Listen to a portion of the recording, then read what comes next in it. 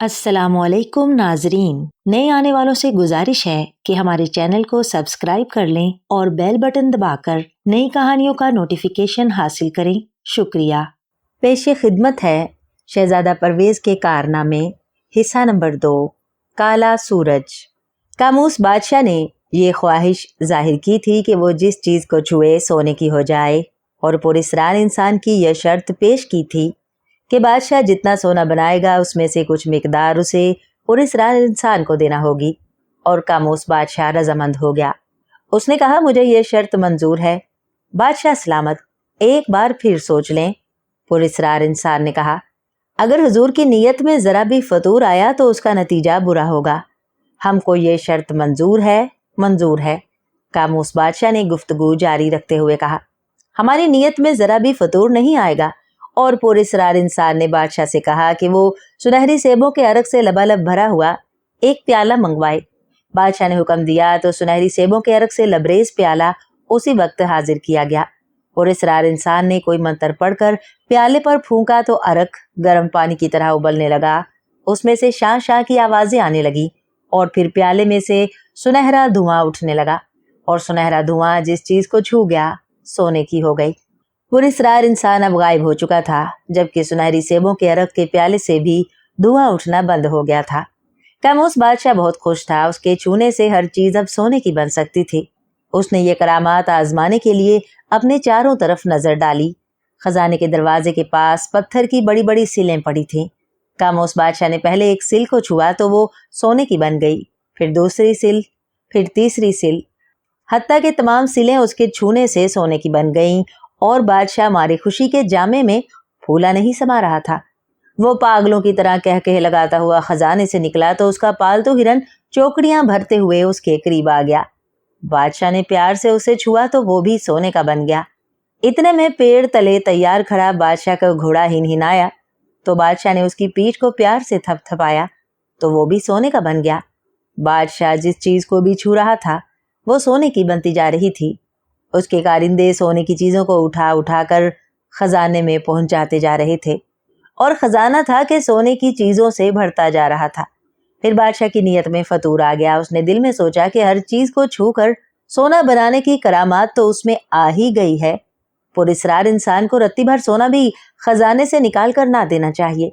उसने फैसला कर लिया कि अगर पुरस्रार इंसान ने शर्त पूरी करने का उससे मुतालबा किया तो वो साफ इनकार कर देगा। इधर बादशाह की नीयत में फतूर आया और उधर फौरन ही उसकी शामत आ गई। वो महल में पहुंचा तो क्या देखता है कि उसकी प्यारी बेटी महलका बिल्कुल तंदुरुस्त हो गई है और उजली बिजली पोशाक पहने खुश खुश नाच गा रही है। ये देखकर कामूस बादशाह की खुशी की कोई इंतहा न रही और वो खुशी में हर बात भूल गया। लपक कर प्यार से उसने अपनी बेटी को सीने से लगा लिया तो बादशाह का हाथ छूते ही महलका सोने की एक मूर्ति बन गई। सोने की मूर्ति, सोने का बुत जिसमें जान थी ना ज़बान। ओह बदनसीब बादशाह, ये तुमने क्या कर दिया। कामूस बादशाह ने दिल में कहा कि तुमको ये याद ही ना रहा कि तुम्हारे छूने से हर चीज सोने की बन जाएगी। कामूस बादशाह एकदम सन्नाटे में आ गया। उसका दिल तेज तेज धड़कने लगा। वो अपना सर पकड़ कर बैठ गया तो वो भी सोने का बुत बनकर रह गया। सोने का बुत जिसमें ना जान थी ना ज़बान। उसने अपने हाथों से अपने आप को छू लिया और वो भी सोने का बुत बन गया था। उसके मुल्क में चारों तरफ कोहराम मच गया कि बादशाह और उसकी बेटी भी सोने का बुत बन गई है। कामूस बादशाह की मलका को अपने शोहर और बेटी के बुत बन जाने का बड़ा सदमा था।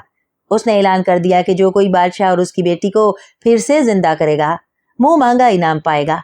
ये खबर दूर दूर मुल्कों तक पहुंची तो टापू मंडल से एक जादूगर आया जिसका नाम सामरी था। रस्सी का सांप, लाठी का अजदहा, तिनके का पहाड़ और पहाड़ को जादू से राई बना देना तो उसके बाएं हाथ का करतब था। उसने मलका से कहा, मलका आलम, बादशाह और उसकी बेटी को दुनिया का कोई जादू जिंदा नहीं कर सकता और ना ये किसी जादूगर के बस की बात है। हाँ, अगर चश्माए हेवा से कोई शख्स आबे हयात लाए और उससे बादशाह और उसकी बेटी को गुस्ल दिया जाए तो ये दोनों जिंदा हो जाएंगे और फिर उनको 40 दिन तक ये कपड़े पहने, सुनहरी ऊन से बने हुए कपड़े पहनने होंगे। इस तरह इस मंत्र का असर जायल हो जाएगा जिससे ये सोने का बुत बन गए हैं। लेकिन चश्मा हेवा से आबे हयात और जादू नगरी से सुनहरी ऊन लाना बड़ा मुश्किल ही नहीं, नामुमकिन है। کوئی شخص اس مشکل کام کو کرنے کا بیڑا نہیں اٹھا سکتا۔ اور ملکہ نے ایک بار پھر یہ اعلان کر دیا کہ چشمہ ہیواں سے آب حیات اور جادو نگری سے سنہری اون لانے والے کو منہ مانگا انعام اور 40 من سونا اور 2 دن کی بادشاہت دی جائے گی۔ اتنے بڑے انعام کے لالچ میں اس مہم کو سر کرنے کا شوق بے شمار بہادر جوانوں کے دل میں پیدا ہوا، لیکن اس مہم پر جانے کا کسی کو حوصلہ نہ ہوا۔ یہ اتنی خوفناک اور خطرناک مہم تھی کہ موت سب کو سامنے ناچتی نظر آتی تھی۔ آخر شہزادہ پرویز نے اس مہم کے لیے اپنے آپ کو پیش کیا تو ملکہ نے اس کے حوصلے کی بہت داد دی۔ اس کے سر پر زیتون کے پتوں کا تاج رکھا، اور زیتون کے پتوں کا تاج وہ اعزاز تھا جو اس ملک میں آج تک کسی بہادر، کسی رستم کو نصیب نہ ہوا تھا۔ زیتون کے پتوں کا تاج اس ملک میں ایک ایسا اعزازی نشان تھا کہ سوائے کسی نامور بہادر کے اس ملک کا بادشاہ بھی اس تاج کو سر پر نہیں رکھ سکتا تھا۔ ملکہ نے بڑی شان و شوکت سے شہزادہ پرویز کو اس مہم پر روانہ کیا۔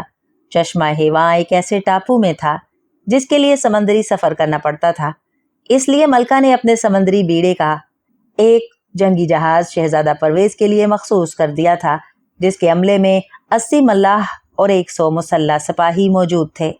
آسمان صاف تھا، ہوا تیز تیز چل رہی تھی۔ شہزادہ پرویز کا جہاز سمندر میں ایک ایسی جگہ پہنچ چکا تھا جہاں انہیں ایک جزیرہ نظر آ رہا تھا۔ اس جزیرے کا نام مالنگا تھا۔ یہاں دیو آباد تھے۔ جزیرے کے قریب پہنچ کر انہوں نے لنگر ڈال دیا۔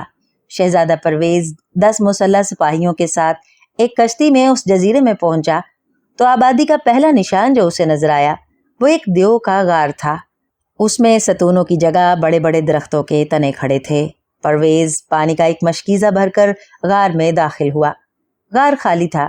شہزادہ پرویز اور اس کے ساتھی بیٹھ کر کھانے پینے لگے تو یکایک ایسا شور سنائی دیا جیسے بھونچال آ گیا ہو، جیسے کوئی آتش فشاں پہاڑ گڑگڑاہٹ کے ساتھ پھٹ رہا ہو۔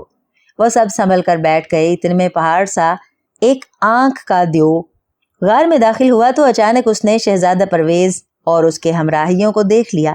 وہ گرج کر بولا، تم کون ہو؟ اور شہزادہ پرویز نے اس کو اپنا ایک فرضی نام بتایا۔ جن خاموش رہا، مگر تھوڑی دیر بعد اس کے ساتھیوں کو کباب کی طرح بھون کر کھا گیا اور پھر ڈکارے مارتا ہوا سو گیا۔ جب وہ خراٹے لیتا تھا تو معلوم ہوتا تھا کہ بادل گرج رہا ہے۔ صبح ہوئی تو دیو نیند سے بیدار ہوا اور شہزادہ پرویز کے 2 ساتھیوں کو بھون کر ناشتہ کیا اور اپنی بکریاں لے کر چرانے چلا گیا۔ شام ہوئی تو وہ یک چشمہ دیو پھر آیا۔ اسی طرح پرویز کے 2 ساتھیوں کو کباب کر کے کھا گیا اور سو گیا۔ اب تو شہزادہ پرویز سے رہا نہ گیا۔ جب دیو سو گیا تو آگ میں سیخ گرم ہونے کو رکھ دی اور سرخ ہو جانے پر سب نے مل کر زور سے اسے دیو کی آنکھ میں چبھو دیا۔ دیو فوراً جاگ اٹھا اور درد سے دھاڑنے لگا، لیکن اب وہ اندھا ہو چکا تھا۔ ادھر ادھر ہاتھ پاؤں مار رہا تھا کہ اگر کوئی مل جائے تو اسے کچا چبا جائے۔ شہزادہ پرویز نے اس موقع کو غنیمت سمجھا۔ وہاں سے باقی ساتھیوں کے ساتھ نکل کر گرتا پڑتا جہاز تک پہنچ گیا اور جہاز روانہ ہوا۔ دیو اگرچہ اندھا ہو چکا تھا مگر غصے میں بفرا ہوا تھا، اس لیے ادھر ادھر دوڑ رہا تھا۔ دوڑتا ہوا وہ ساحل تک آیا۔ اس وقت شہزادہ پرویز نے چلا کر کہا، اے یک چشمے، اگر کوئی پوچھے کہ تجھے کس نے اندھا کیا تو کہہ دینا ملک شارستان کے شہزادے پرویز نے۔ اندھے دیو نے اندھا دھند بڑے بڑے پتھر اٹھا کر جہاز کی طرف پھینکنے شروع کر دیے، لیکن جہاز بال بال بچ کر اس جزیرے میں پہنچا جہاں ایک جادوگر رہتا تھا۔ اس کا نام تھا کلماک۔ اس جزیرے کی ہوائیں جادو کے اثر سے اس نے اپنے قبضے میں کی ہوئی تھیں۔ کلماک جادوگر شہزادہ پرویز اور اس کے ہمراہیوں کے ساتھ بڑی مہربانی سے پیش آیا۔ اس نے اپنے قبضے میں کیے ہوئے 12 جن دکھائے جو شیشے کے ایک مرتبان میں بند تھے۔ کلماک نے شہزادہ پرویز اور اس کے ساتھیوں کو 1 مہینہ مہمان رکھا اور روانگی کے وقت ایک بیل کی کھال میں ہواؤں کا ایک طوفان جادو سے بند کر کے دے دیا کہ اگر اس مہم میں شہزادہ پرویز کو ضرورت پڑ جائے تو وہ ان ہواؤں سے کام لے۔ شہزادہ پرویز کے ساتھی سمجھے کہ اس تھیلے میں کوئی نادر تحفہ ہے۔ 9 دن کے سفر کے بعد ایک جزیرے کے قریب پہنچ کر شہزادہ پرویز کی ذرا آنکھ لگ گئی تو اس کے ہمراہیوں نے وہ تھیلا جس میں جادو سے ہواؤں کا طوفان بند تھا کھول دیا تو بس قیامت آ گئی۔ اس قدر تیز آندھی چلنے لگی کہ سمندر سے پہاڑ اتنی لہریں اٹھنے لگیں۔ جہاز ان پر ایک تنکے کی طرح ہچکولے کھا رہا تھا۔ اس قدر اندھیرا تھا کہ ہاتھ کو ہاتھ سجھائی نہ دیتا تھا۔ یہ طوفان 8 گھنٹے جاری رہا اور تیز و تند ہوائیں شہزادہ پرویز کے جہاز کو ایک جزیرے کے ساحل پر چھوڑ گئیں۔ اس جزیرے میں ایک جادوگرنی رہتی تھی، اس کا نام کرکی تھا۔ وہ سورج کی بیٹی کہلاتی تھی۔ شہزادہ پرویز اور اس کے ساتھیوں کے پاس سامان خوراک ختم ہو چکا تھا، اس لیے اس نے سپاہیوں کے ایک دستے کے 2 حصے کیے، ایک کا سرغنہ خود بنا اور دوسرے کا یرغان ایک بڑے بہادر سپاہی کو بنایا۔ پھر وہ ساحل سے چل کر ایک گھاٹی میں پہنچے جہاں ایک عالیشان مکان تھا۔ اس کے پھاٹک پر پالتو بھیڑیے اور چیتے کرکی جادوگرنی کے جادو سے کھڑے تھے۔ پرویز اور اس کے ساتھی پھاٹک کے قریب پہنچے تو یکایک اندر سے گانے کی آواز آئی۔ پرویز اور اس کے ساتھی مبہوت ہو گئی۔ وہ سب کے سب مکان میں داخل ہوئے۔ جادوگرنی بظاہر بڑے اتفاق سے پیش آئی۔ کھانا، شہد اور پنیر کھانے کو دیا، لیکن شہزادہ پرویز نے یہ کھانا نہ کھایا اور جادوگرنی کی آنکھ بچا کر وہاں ایک جگہ چھپ گیا، کیونکہ اس کو جادوگرنی کے عنوان اچھے نظر نہ آتے تھے۔ اس اثنا میں کرکی جادوگرنی نے ایسا جادو کیا کہ وہ سب کے سب بکریاں بن گئے۔ کرکی نے ان کو بکریوں کے باڑے میں بند کر دیا، خود ایک کمرے میں آ کر دروازہ بند کر کے پڑ رہی۔ پرویز سے اب رہا نہ گیا، وہ جہاں چھپا ہوا تھا وہاں سے نکلا، دروازے پر دستک دی۔ جادوگرنی مسکراتی ہوئی باہر آئی، بڑے اتفاق سے اسے اندر لے جا کر بٹھایا، دودھ پیش کیا، لیکن پرویز نے اس کا شکریہ ادا کر کے دودھ ایک طرف رکھ دیا۔ کرکی جادوگرنی نے اس کو دودھ پینے پر مجبور کیا۔ پرویز نے دودھ پی لیا تو کرکی بولی، بکری بن جا اور اپنے ساتھیوں سے جا مل۔ لیکن پرویز پر کرکی جادوگرنی کے جادو کا کچھ اثر نہ ہوا، کیونکہ اس کے پاس جادو کی زنبیل تھی۔ یہ حال دیکھ کر جادوگرنی اس کے قدموں پر گر پڑی تو پرویز نے کہا، شرافت اسی میں ہے کہ میرے ساتھیوں کو پھر سے انسان بنا دو، ورنہ میں تم کو بندریا بنا دوں گا۔ اور کرکی جادوگرنی نے بندریا بڑھ جانے کے خوف سے کانپتے ہوئے پرویز کے ساتھیوں پر ایک طلسمی پانی چھڑکا تو وہ سارے پھر انسان بن گئے۔ کرکی جادوگرنی نے ان سب کی ضیافت کی، کھانے پینے سے فارغ ہو کر باتیں ہونے لگیں تو پرویز نے پوچھا، اچھی کرکی، کیا تم بتا سکتی ہو چشمہ ہیواں کہاں ہے؟ میں اس کے متعلق کچھ نہیں جانتی، لیکن جزیرہ گوٹی مالا میں ایک جادوگر رہتا ہے جس کا نام سموترس ہے، تم وہاں جا کر اس سے ملو، وہ تمہیں چشمہ ہیواں کا پتہ بتا دے گا۔ بہت بہت شکریہ، پرویز نے گفتگو جاری رکھتے ہوئے کہا، میں اور میرے ساتھی صبح ہوتے ہی یہاں سے روانہ ہو جائیں گے، خدا شہزادی کو اس مہم میں کامیاب کرے۔ کرکی نے گفتگو جاری رکھتے ہوئے کہا، میری دعائیں شہزادے کے ساتھ ہیں۔ اور وہ کافی دیر بیٹھے باتیں کرتے رہے، پھر ان کو نیند آ گئی اور وہ سو گئے۔ سورج طلوع ہونے سے پہلے ہی شہزادہ پرویز نے جہاز کا لنگر اٹھا دیا، بادبان کھول دیے، ہوا تیز تیز چل رہی تھی، جہاز بڑی تیزی سے سمندر میں تیرتا چلا جا رہا تھا۔ یکایک پرویز کو سمندر کی لہروں پر کوئی چیز تیرتی نظر آئی۔ جب وہ چیز جہاز کے بالکل قریب پہنچ گئی تو معلوم ہوا کہ وہ جل مانس ہے، سمندری انسان۔ جل مانس 4 فٹ کا انسان جس کا سر تربوز کی طرح گول تھا اور اس پر 1 انچ کے بے شمار بال تھے، چھوٹے چھوٹے بازو، چھوٹے چھوٹے ہاتھ، چھوٹی چھوٹی ٹانگیں، چھوٹے چھوٹے پاؤں، چہرہ اس کا بالکل کچھوے کی طرح تھا جس میں آنکھیں یوں معلوم ہوتی تھیں جیسے کانچ کی گولیاں۔ وہ بڑی باریک آواز میں شور مچا رہا تھا، بچاؤ بچاؤ ورنہ میں ڈوب کر مر جاؤں گا۔ شہزادہ پرویز نے رسا پھینک کر اسے اوپر کھینچ لیا تو جل مانس نے اس کو بتایا، میں جل مانس ہوں، میں جل مانسوں کے جزیرے کا رہنے والا ہوں، جال سے مچھلیاں پکڑ رہا تھا کہ سمندر کی ایک بہت بڑی لہر بہا کر لے آئی ہے۔ جل مانسوں کا جزیرہ کہاں ہے؟ شہزادہ پرویز نے جل مانس سے پوچھا۔ یہی کوئی 10 سمندری میل کے فاصلے پر اسی رخ جدھر تمہارا جہاز چلا جا رہا ہے، جل مانس نے جواب دیا۔ بس تو ٹھیک ہے، شہزادہ پرویز نے گفتگو جاری رکھتے ہوئے کہا، تم ہمارے ساتھ اسی جہاز میں رہو، جب ہمارا جہاز جل مانسوں کے جزیرے کے قریب سے گزرے گا تو ہم تم کو وہاں اتار دیں گے۔ بہت بہت شکریہ تمہارا، جل مانس نے کہا۔ یہ سمندری راستہ جس پر تمہارا جہاز سفر کر رہا ہے کہیں کہیں تو اتنا خطرناک ہے کہ کوئی جہاز راں زندہ سلامت بچ کر نہیں جاتا۔ اس راستے پر یہاں سے کوئی 4 سمندری میل کے فاصلے پر پانی میں چھپی ہوئی مقناطیسی چٹانیں ہیں، جو جہاز ان کے قریب سے گزرتا ہے مقناطیسی چٹانوں کی کشش ان کو اپنی طرف کھینچتی ہے اور جہاز چٹانوں سے ٹکرا کر پاش پاش ہو جاتا ہے۔ اوہ، پھر تو یہ واقعی بڑا خطرناک سمندری راستہ ہے، شہزادہ پرویز نے چونک کر کہا۔ और फिर यहाँ से कोई 4 समुद्री मील के फासले पर समंदर से उभरी हुई खौफनाक चट्टानें हैं। जलमानस ने गुफ्तगू जारी रखते हुए कहा। उन चट्टानों में 2 जादूगरनियां रहती हैं। एक का नाम संवरी है, दूसरी का नाम सांपली। जब वो किसी जहाज को आता देखती हैं तो एक राग गाती हैं। जो कोई उनका राग सुनता है मस्त हो जाता है, तो वो उसको चीर फाड़ कर खा जाती हैं। ओह, इतनी खौफनाक हैं वो? हाँ, बड़ी। उनके हाथ पांव शेर के पंजों की तरह हैं, धड़ जलपरी का, शक्ल चुड़ैल की, लंबे लंबे बाल चांदी की तरह हैं और हर बाल बिच्छू के डंक की तरह बड़ा जहरीला। याद रखो, जब तुम्हारा जहाज समंदर के उस हिस्से में पहुंचे जहां ऊंची ऊंची चट्टानें खौफनाक सींगों की तरह गहरे पानियों से बाहर निकली हुई हों, तो अपने साथियों के कानों में कपड़े की धज्जियां ठूंस देना, ताकि तुम और तुम्हारे साथी जादूगरनियों के मौत के राग की आवाज न सुन सकें और हलाक होने से बच जाएं। जलमानस ने कहा। हवा बड़ी तेज चल रही थी। किसी बहुत बड़े परिंदे के परों की तरह फड़फड़ाते हुए बादबान जहाज को ऊंची लहरों पर उड़ाए चले जा रहे थे। थोड़ी ही देर में जलमानसों के जजीरे के लंबे लंबे पेड़ नजर आने लगे थे।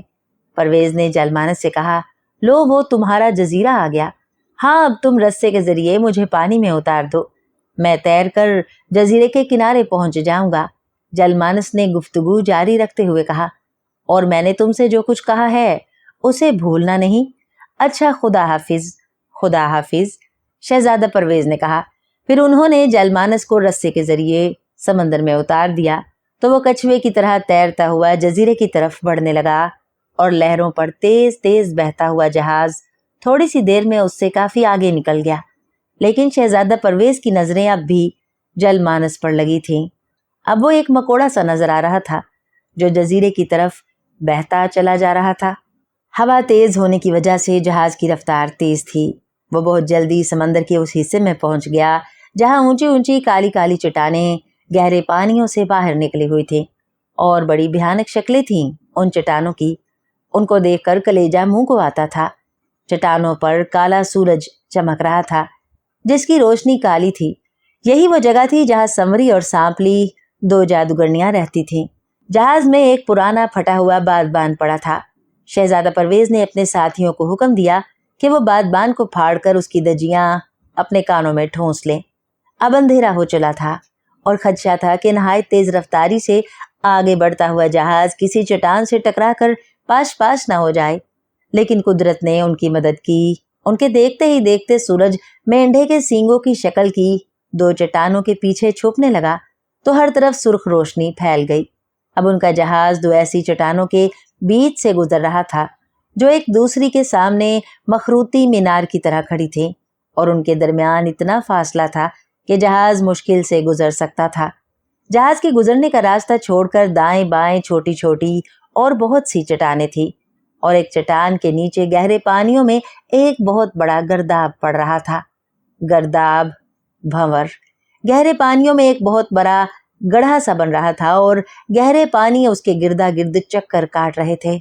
अंदेशा था कि अगर जहाज उस भंवर में फंस गया तो जहाज के साथ ही उन सब का भी नामो निशान नजर न आएगा। शहजादा परवेज ने अपने साथियों को हुक्म दिया कि वो रस्सों को खींचकर जहाज के बादबानों का रुख बदल दें और उसके साथियों ने रस्से खींच खींच कर बादबानों का रुख बदल दिया तो जहाज का रुख भी बदल गया। अब वो भंवर से हटकर काफी फासले पर चलने लगा। अब उनको भंवर में डूब जाने का अंदेशा नहीं रहा था। और फिर एकाएकी शहजादा परवेज क्या देखता है कि भंवर से पहले एक जादूगरनी संवरी बुलबुले की तरह उभरी और उसके फौरन ही बाद दूसरी जादूगरनी सांपली। दोनों की 6-6 गर्दनें थी, 6-6 चेहरे और हर चेहरे पर 4-4 आंखें, 2 इधर 2 उधर, और उनसे मोटर की हेडलाइट की तरह खून सी सुर्ख रोशनी फूट रही थी। और ये अजीब बात थी कि उन चेहरों में ना नाक थी ना कान। उनका आधा धड़ शेर का, आधा इंसान का था। निचला हिस्सा शेर का, ऊपर का इंसान का। निचले हिस्से में शेर की मानिंद पंजे थे और ऊपरी हिस्से में इंसान के से हाथ। लेकिन हाथों के नाखून खंजर की तरह थे और बड़े लंबे, नोकीले और नीचे को मुड़े हुए थे। दोनों ने एक साज पकड़ा हुआ था। वो दोनों एक चट्टान पर बैठकर साज बजाने लगी और वो आवाज कैसी थी परवेज और उसके साथियों को कुछ मालूम ना हो सका क्योंकि उन्होंने अपने कानों में धज्जियां ठूंसी हुई थी। اگر جادوگرنیوں کے ساز کی آواز ان کے کانوں میں پڑ جاتی تو نہ جانے کیا ہو جاتا۔ جہاز اتنی تیز رفتاری سے لہروں پر تیرتا جا رہا تھا کہ آنکھ جھپکنے میں ان کے سامنے سے گزر گیا تو دونوں جادوگرنیاں غصے سے پاگل ہو گئیں۔ آج تک کبھی ایسا نہ ہوا تھا کہ کوئی جہاز ادھر سے گزرے اور اس کے ملاح ساز کی آواز سے مست ہو کر وہاں رک نہ جائیں اور جادوگرنیوں کا ترن والا نہ بن جائے۔ یہ پہلا موقع تھا کہ ایک جہاز بغیر رکے ان کے قریب سے گزر گیا تھا اور اس کے ملاحوں پر جادو کے ساز کا کچھ اثر نہ ہوا تھا۔ یہی وجہ تھی کہ جادوگرنیاں غصے سے پاگل ہو گئی تھیں۔ وہ کئی روز سے بھوکی تھیں، ان کو انسان کے گوشت کی تلاش تھی اور ان کا شکار ان کے چنگل میں آ کر نکلا جا رہا تھا۔ دونوں جادوگرنیوں نے نہ جانے کیا جادو پھونکا کہ بڑی بڑی چٹانیں روئی کے گالوں کی طرح اڑتے ہوئے سمندر میں جہاز کے آس پاس گرنے لگیں۔ سمندر میں طوفان آ گیا، پہاڑ ایسی بھپری ہوئی لہریں اٹھنے لگی، آندھی چلنے لگی جس میں چٹانوں کی بارش ہو رہی تھی۔ اب چٹانیں جہاز پر بھی گرنے لگی تھیں۔ بادبان تیز و تند ہواؤں سے پھٹ کر کاغذ کے پرزوں کی طرح ہواؤں میں اڑے جا رہے تھے، مستول ٹوٹ ٹوٹ کر گر رہے تھے۔ ان کے ساتھ ہی جہاز کے تختے بھی ایک ایک کر کے علیحدہ ہونے لگے۔ جہاز میں پانی بھرنے لگا، جہاز غرق ہو رہا تھا، بادل گرج رہے تھے، بجلی کڑک رہی تھی۔ پرویز اور اس کے ساتھیوں کو جان کے لالے پڑ رہے تھے۔ اتنے میں بجلی پھر کڑکی، جہاز پر گری، جہاز کے بچے کچے حصے کو آگ لگ گئی، آندھی میں شعلے اٹھنے لگے۔ شہزادہ پرویز کے ساتھیوں کی لاشیں سمندر کی لہروں پر تیرتی جا رہی تھی، وہ سب ہلاک ہو گئے تھے۔ اگر شہزادہ پرویز کے پاس جادو کے اڑنے والے جوتے نہ ہوتے تو وہ بھی ہلاک ہو جاتا، لیکن اڑنے والے جوتوں نے اس کی جان بچا لی۔ وہ آندھی میں اڑا اور قریب ہی ایک جزیرے میں جا اترا، لیکن وہاں بھی آندھی چل رہی تھی۔ فنیر سانپ کی طرح پھنکارتی ہوئی ہوائیں بڑے بڑے تناور درختوں کو جڑ سے اکھاڑ کر تنکوں کی طرح اڑائے لیے جا رہی تھی۔ خوش قسمتی سے جب وہ اس جزیرے میں اترا تو اسے سامنے ایک گفا دکھائی دیا۔ وہ بھاگ کر اس گفا میں گھس گیا۔ اب وہ محفوظ تھا۔ گفا میں اچھا خاصا ایک قدرتی کمرہ بنا ہوا تھا۔ وہ ایک پتھر سے ٹیک لگا کر بیٹھ گیا۔ اسے کچھ سکون ملا۔ اسے اپنے ساتھیوں کی ہلاکت کا بڑا صدمہ تھا۔ اے کاش وہ ان سب کی جان بچا سکتا۔ وہ کافی دیر اکڑوں بیٹھا، اپنے ساتھیوں کے بارے میں سوچتا رہا، بس سوچتا رہا، لیکن اس کی سوچیں اس کے ساتھیوں کو دوبارہ زندہ نہیں کر سکتی تھیں۔ ان کے بارے میں کچھ سوچنا بیکار تھا۔ وہ لیٹ گیا۔ وہ بہت تھک گیا تھا۔ بفری ہوئی ہواؤں کے تھپیڑے کھاتے کھاتے اس کا بال بال دکھنے لگا تھا۔ تازہ دم ہونے کے لیے اس نے سوچا کہ وہ سو جائے، لیکن اس کو نیند نہیں آ رہی تھی۔ وہ دائیں بائیں کروٹیں بدلنے لگا۔ آندھی کی پھنکارتی ہوئی ڈراؤنی آوازیں اب رفتہ رفتہ کم ہوتی جا رہی تھیں، جس سے ظاہر تھا کہ آندھی کا زور آہستہ آہستہ ٹوٹ رہا ہے۔ اور پھر تھوڑی دیر میں آندھی کی آوازیں خاموش ہو گئیں۔ آندھی گزر گئی، ہر طرف موت کی سی خاموشی چھا گئی۔ شہزادہ پرویز ابھی تک جاگ رہا تھا۔ اسے یوں محسوس ہو رہا تھا جیسے نیند اس کی آنکھوں سے ہمیشہ کے لیے دور بھاگ گئی ہے، لیکن اتنا ضرور تھا کہ تھوڑی دیر آرام کرنے سے اس کی تھکاوٹ دور ہو گئی تھی۔ وہ اٹھ کر بیٹھ گیا جب اسے نیند ہی نہیں آ رہی تھی۔ لیٹنا بیکار تھا۔ وہ اکڑوں بیٹھ گیا اور پھر اپنے ہلاک ہونے والے ساتھیوں کے بارے میں سوچنے لگا۔ اچانک گفا میں ہلکی ہلکی روشنی پھیلنے لگی۔ یہ روشنی گفا کے ایک چھوٹے سے سوراخ سے پھوٹ رہی تھی۔ اندھیرا کم ہوا تو شہزادہ پرویز نے دیکھا کہ گفا کافی لمبی تھی۔ وہ ایک ویران کھنڈر میں تھا اور ایک خبیث روح اس کی کلائی پکڑے ہوئے تھی۔ اس کا جسم خوف سے کانپ گیا۔ استخوانی انگلیوں کا شکنجا بہت سخت تھا۔ وہ اپنے کانپتے ہوئے ہاتھ کو اس سے چھڑا نہ سکا۔ پھر نہ جانے کیا ہوا، پورا منظر ہی بدل گیا۔ اسے یقین تھا کہ وہ ایک قدم بھی نہ ہلا سکا تھا، لیکن کھنڈر نہ جانے کہاں چلا گیا تھا۔ اس کی جگہ اونچے نیچے تودے نظر آ رہے تھے جن سے قابل برداشت بدبو آ رہی تھی۔ یہ بدبو اس کا ذہنی توازن خراب کیے دے رہی تھی، لیکن وہ خبیث روح ایک ڈھانچے کی شکل میں اب بھی اس کے ساتھ تھی۔ اس کو کلائی سے پکڑے ایک طرف کھینچ رہی تھی۔ پرویز کے قدم اس کے ساتھ اٹھ رہے تھے۔ اب وہ ایک ایسی جگہ پہنچ چکا تھا جہاں وہ بہت سے انسانی ڈھانچوں کو دیکھ رہا تھا جو ادھر ادھر گھوم رہے تھے۔ دبی دبی ہنسی، منمناتے قہقہے اور فنیر سانپ کی سی پھنکاریں اس کے کانوں میں گونج رہی تھیں۔ تھوڑی دیر کے بعد وہ خبیث روح جس نے پرویز کی کلائی پکڑی ہوئی تھی ایک ڈھیر کے پاس پہنچ کر رک گئی۔ یہاں بہت سے ڈھانچے लेटे और बैठे हुए थे। उन्हीं में 2 ढांचे बांसों से बनी हुई टिकटिकी से लटके हुए थे और उनकी टांगे तोड़कर गर्दन में गिरा लगा दी गई थी। फिर उसके देखते ही देखते बेशुमार ढांचे उन तोदों से नमूदार होकर एक दायरे में फैल गए।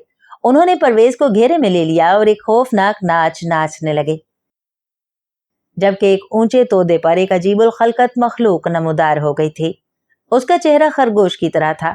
सर पर सींग थे, कानों पर लंबे लंबे बाल, ऊपर का हिस्सा इंसान का और निचला हिस्सा बकरी का। पाँव की जगह बकरी के से 2 सुम थे। वो बांसुरी बजा रही थी जिसकी आवाज पर ढांचे नाच रहे थे। घेरा रफ्ता रफ्ता तंग होता जा रहा था। यूं मालूम होता था कि वो सब चारों तरफ से परवेज के करीब पहुंचकर उस पर टूट पड़ेंगे और उसकी बोटियां नोच लेंगे। बड़ी मुश्किल का सामना था, लेकिन शहजादा परवेज ने हिम्मत न हारी। उसने पूरे जोर से झटका मारा तो खबीस रूह के हाथ से उसकी कलाई छूट गई। उड़ने वाले जूते तो उसने पहने ही हुए थे, उछला और उनके नरगे से निकलकर उड़ता हुआ उनसे दूर निकल गया। उसका ख्याल था कि पुलिसराज ढांचे उसका ताकुब करेंगे, लेकिन ऐसा ना हुआ। थोड़ी दूर तक परवेज को अपने पीछे सिर्फ कह कहों की आवाज सुनाई दी। उसने बार बार पलट कर देखा, लेकिन उसे कोई ढांचा अपने पीछे आता दिखाई न दिया। चलो ये बलाएं भी टली, उसने अपने दिल में कहा। अब वो उस जजीरे के एक ऐसे हिस्से में उड़ा चला जा रहा था जिसमें हर तरफ हरियाली ही हरियाली थी और एक चश्मा फूट रहा था। उसको बड़ी प्यास लग रही थी। वो पानी पीने के लिए जमीन पर उतर आया। पानी बड़ा मीठा और ठंडा था। उसने अपनी प्यास बुझाई तो भूख चमक उठी। पूरे 24 घंटों से उसने कुछ नहीं खाया था। उसकी खुशकिस्मती से वहां दरख्तों में लाल लाल फल लगे थे और वो सोचने लगा कि इन फलों को खाए या ना खाए। उसने दिल में कहा, हो सकता है इस तिलिस्मी जजीरे में ये फल भी तिलिस्मी हो, जिन्हें खाते ही वो जादू से कोई जानवर बन जाए, या फिर ये फल किसी किस्म का उसे कोई और नुकसान पहुंचाए। वो अजीब शशो पंज में पड़ा था। आखिर नाकाबिले बर्दाश्त भूख ने उसे वो फल खाने पर मजबूर कर दिया। उसने वो फल खाए और पेट भर कर खाए। इतने में उसका पेट फूल गया और वो उनको हजम करने के लिए टहलने लगा और टहलते टहलते काफी दूर समंदर के किनारे जा निकला। अब अंधेरा बिल्कुल छट गया था। सुबह हो रही थी। उसकी नजरों के सामने नीला नीला पुरसकून समंदर फैला हुआ था।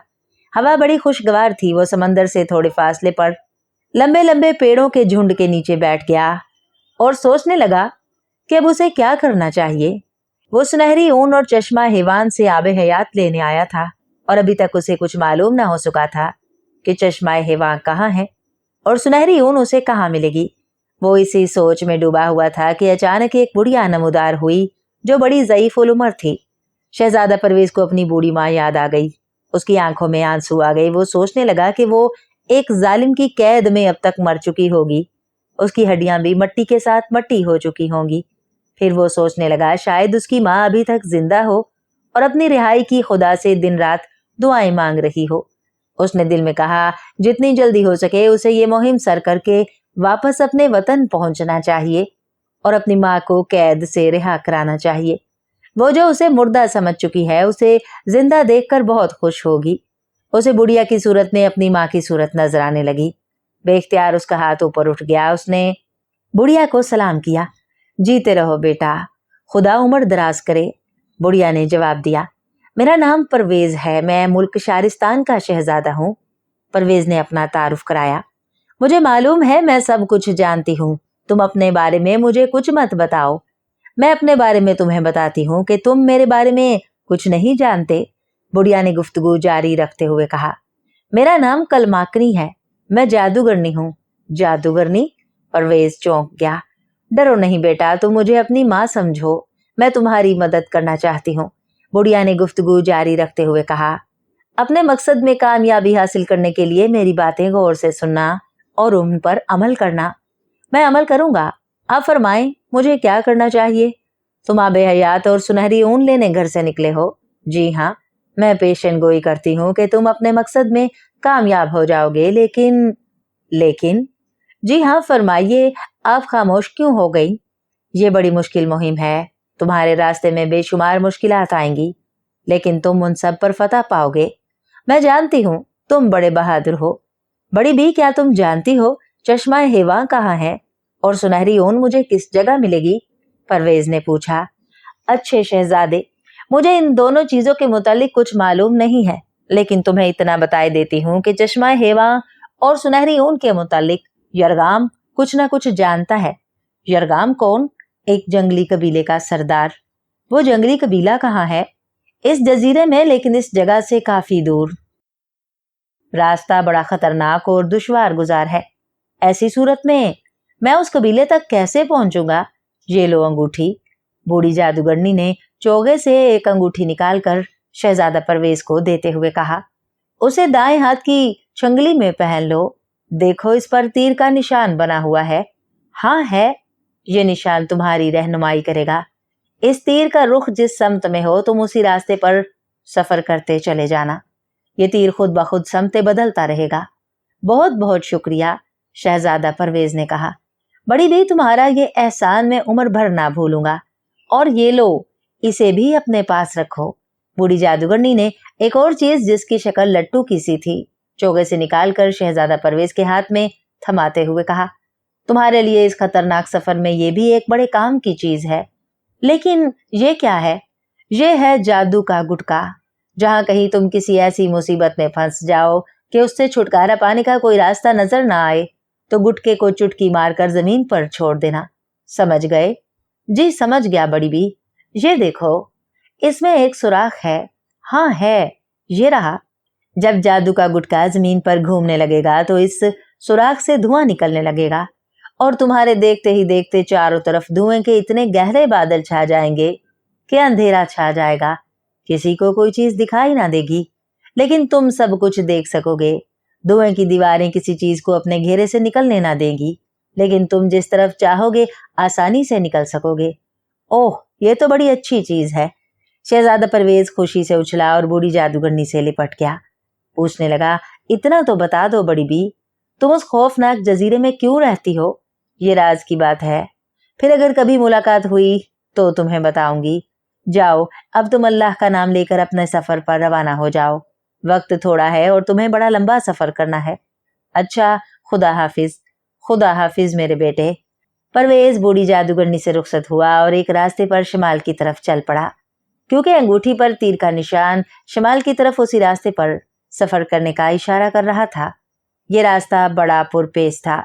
कदम कदम पर उसमें दाएं बाएं मोड़ आ रहे थे और अंगूठी पर तीर का निशान हर मोड़ पर अपना रुख बदलते हुए शहजादा परवेज की रहनुमाई कर रहा था। बल खाती पथरीली सड़क के दोनों तरफ घना गुंजान जंगल फैला हुआ था। दिन के उजाले में भी यहाँ रात का समा था। साएं साएं की भयानक आवाजें आ रही थीं, लेकिन परवेज ने हिम्मत ना हारी। उसने अपना सफर जारी रखा। उस रास्ते पर चलते हुए शहजादा परवेज को शाम हो गई। आने वाली रात के धुंधलके चार सू फैलने लगे थे और अंधेरे में सफर करना खतरे से खाली ना था। रैन बसेरे के लिए शहजादा परवेज एक घने दरख्त के नीचे बैठ गया तो 7 छलावे नमूदार हुए और मेंढक की तरह जमीन पर उछलते हुए परवेज के करीब आ गए। तुम कौन हो? एक छलावे ने परवेज से पूछा। मैं एक मुसाफिर हूँ, परवेज ने जवाब दिया। कहाँ से आए हो? करमान से। कहाँ जाना है? जहाँ चश्मा हेवा है, परवेज ने कहा। और छलावे ठा ठा हंसने लगे। क्यों, तुम हंस क्यों रहे हो? इसलिए कि तुम हमें बेवकूफ मालूम होते हो, दूसरे छलावे ने गुफ्तगू जारी रखते हुए कहा। चश्मा हेवा कहाँ है ये किसी को आज तक मालूम नहीं हो सका और सवाए जुल्कुरनैन बादशाह के कोई आज तक वहां नहीं पहुंचा। और ये जंगल जिसमें तुम सफर कर रहे हो बड़ा खतरनाक है। न जाने कैसी कैसी बलाएं हैं इसमें। तुम्हारे लिए बेहतर यही है कि तुम रात भर हमारे डेरे में आराम करो। तुम मुसाफिर हो, क्या याद करोगे जंगल में किसी से मुलाकात हुई थी। सुबह होगी तो अपना रास्ता लेना। तुम्हारा डेरा कहाँ है? एक गार में जो यहाँ से थोड़ी दूर है। और वो छलावे शहजादा परवेज को बातों में लगाकर अपने साथ ले गए। डर तो कोई चीज ही नहीं थी परवेज के नजदीक। वो हंसी खुशी उनके साथ हो लिया। ये छलावे बड़े शैतान थे। गार में उन्होंने एक पलंग रख छोड़ा था जिस पर हर वक्त एक गदगदा बिस्तर रहता था। जब कोई भूला भटका मुसाफिर उनके चुंगल में फंस जाता, वो उसे बातों में लगाकर घेर घार कर उस गार में ले आते थे और मुसाफिर से कहते, ये तुम्हारा बिस्तर है, आराम से लेट जाओ। और वह मुसाफिर बिस्तर पर लेट जाता। अगर उसका कद पलंग से लंबा होता तो उन छलावों का सरदार छलावा हुक्म देता, मेहमान को इस तरह भेंचो और दबाओ कि ये पलंग के बराबर हो जाए। यह हुक्म मिलते ही बाकी छुलावे शैतान कहीं के फौरन उस मुसाफिर से लिपट जाते और उस वक्त छोड़ते जबकि मुसाफिर का सर बिल्कुल उसके सीने में धंस जाता, और अगर मुसाफिर मेहमान का कद छोटा होता तो उसे पकड़कर बिस्तर के बराबर करने को इस तरह खींचा जाता कि उसका सर मां गर्दन के सीने से जुदा हो जाता। मामूल के मुताबिक छलावों ने शहजादा परवेज को भी बिस्तर पर लेटने की दावत दी, लेकिन वो उनकी शरारत को समझ गया था। उसने बिस्तर पर लेटने से इनकार कर दिया तो छलावे धींगा मुश्ती पर उतर आए, लेकिन उनको ये खबर न थी कि वो किससे जोर आजमाई कर रहे हैं। परवेज ने एक एक को पकड़कर ऐसी पटखनियां दी, ऐसे घूंसे से मारे, ऐसी धोले मारी कि छलावों को छठी का दूध याद आ गया और वो गार छोड़कर निकल भागे।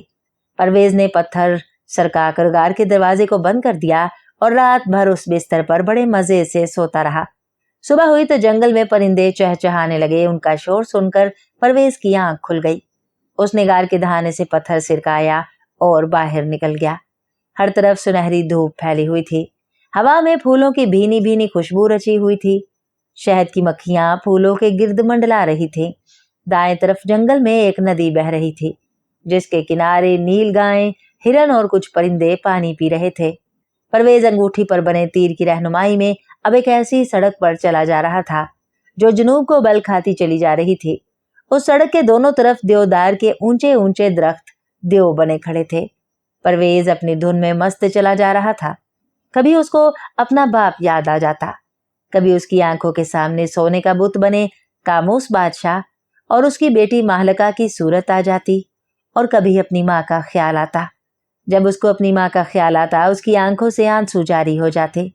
मीलों तक फैले हुए उस जंगल में सफर करते हुए आज उसे दूसरा दिन था और उस बस्ती का कहीं निशान नजर न आ रहा था जहां वो जंगली कबीला आबाद था, जिसका सरदार यरगाम था। चलते चलते अब वो थक गया था। उसने परदार जूते पहन लिए और उड़ने लगा और शाम तक उड़ता चला गया। अंधेरा होने लगा तो आराम करने के लिए जमीन पर उतर आया। अब उसे किसी ऐसी जगह की तलाश थी जहां वो रात को सुकून से आराम कर सके, जहां उसे दरिंदों का कोई खतरा ना हो। जहां वो खड़ा था उसके आसपास घनी झाड़ियां उगी हुई थी। वो उन झाड़ियों में कहीं गोशा याफियत तलाश करने लगा तो अचानक उसे एक बोसीदा सा मकान नजर आया। वो झाड़ियों से गुजरकर उस मकान के पास चला गया जो गैराबाद पड़ा था। वो मकान में घुस गया। उसके सहन में एक बड़ा ऊंचा और घना दरख्त खड़ा था। दरख्त के नीचे एक हौज था जिसके सामने एक लंबा चौड़ा कमरा था। वो उस कमरे में चला गया जिसकी शिमाली दीवार के साथ तराशा हुआ पत्थर का एक टुकड़ा था, जैसे वो सोने के लिए बनाया गया हो। शदीद थकन के बायस उसका जिस्म टूट रहा था। वो उस पत्थर पर लेट गया तो अचानक उसकी नजर कमरे की छत पर जा पड़ी, जिसमें जा बजा मकड़ी के जाले लटक रहे थे। छत पर लकड़ी की कड़ियों की बजाय मालूम होता था जैसे किसी कवियुल जस्सा जानवर की लंबी और मजबूत हड्डियां चुनी गई हों। और फिर उसकी नजर मान जमीन पर जा पड़ी। पत्थर के दाएं तरफ जहां वो लेटा हुआ था, जमीन पर ताजा ताजा सुर्ख लहू जमा हुआ था। इस अचानक और लर्जा खेज दरियाफ्त से वो चौंक गया। ये किसका खून है? वो दिल में सोचने लगा और बिस्तर पर कुबड़ा बना हुआ ना जाने कितनी देर तक वो यही सोचता रहा।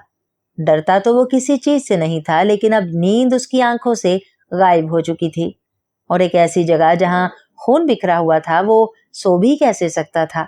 इसी असना में कमरे से बाहर किसी के दबे पांव चलने की आवाज सुनाई दी, जैसे कोई खुश्क पत्तों पर चल रहा हो और उनके चरमराने की आवाजें आ रही हों। और वो चौकस होकर बैठ गया और आंखें फाड़े दरवाजे की तरफ देखने लगा तो मान उसकी नजर मकड़ी के उस जाले पर जा पड़ी जो दीवार में एक बड़े गहरे शगाफ में मकड़ी ने तना हुआ था, और एक मकड़ी अब जाले के ऐन दरमियान में बैठी उसको घूर रही थी। वो पत्थर से उठा और मकड़ी के जाले के करीब चला आया। इतनी बड़ी मकड़ी उसने इससे पहले कभी ना देखी थी। वो 2 फुट लंबी और 4 फुट चौड़ी थी।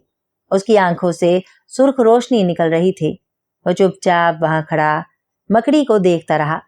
इसी असना में दरवाजे के बाहर किसी के चलने की आवाज फिर सुनाई दी और दाएं तरफ कमरे से बाहर दीवार जैसे खुरची जा रही हो, या फिर यूं मालूम हो रहा था जैसे किसी दरिंदे की कांटों वाली जबान दीवार को चाट रही हो। उसने घूमकर उस तरफ देखा। आहिस्ता आहिस्ता दीवार में एक छोटा सा शगाफ नमूदार हो रहा था, जिसमें से शमा की मध्यम रोशनी की किरणें कमरे में आ रही थी।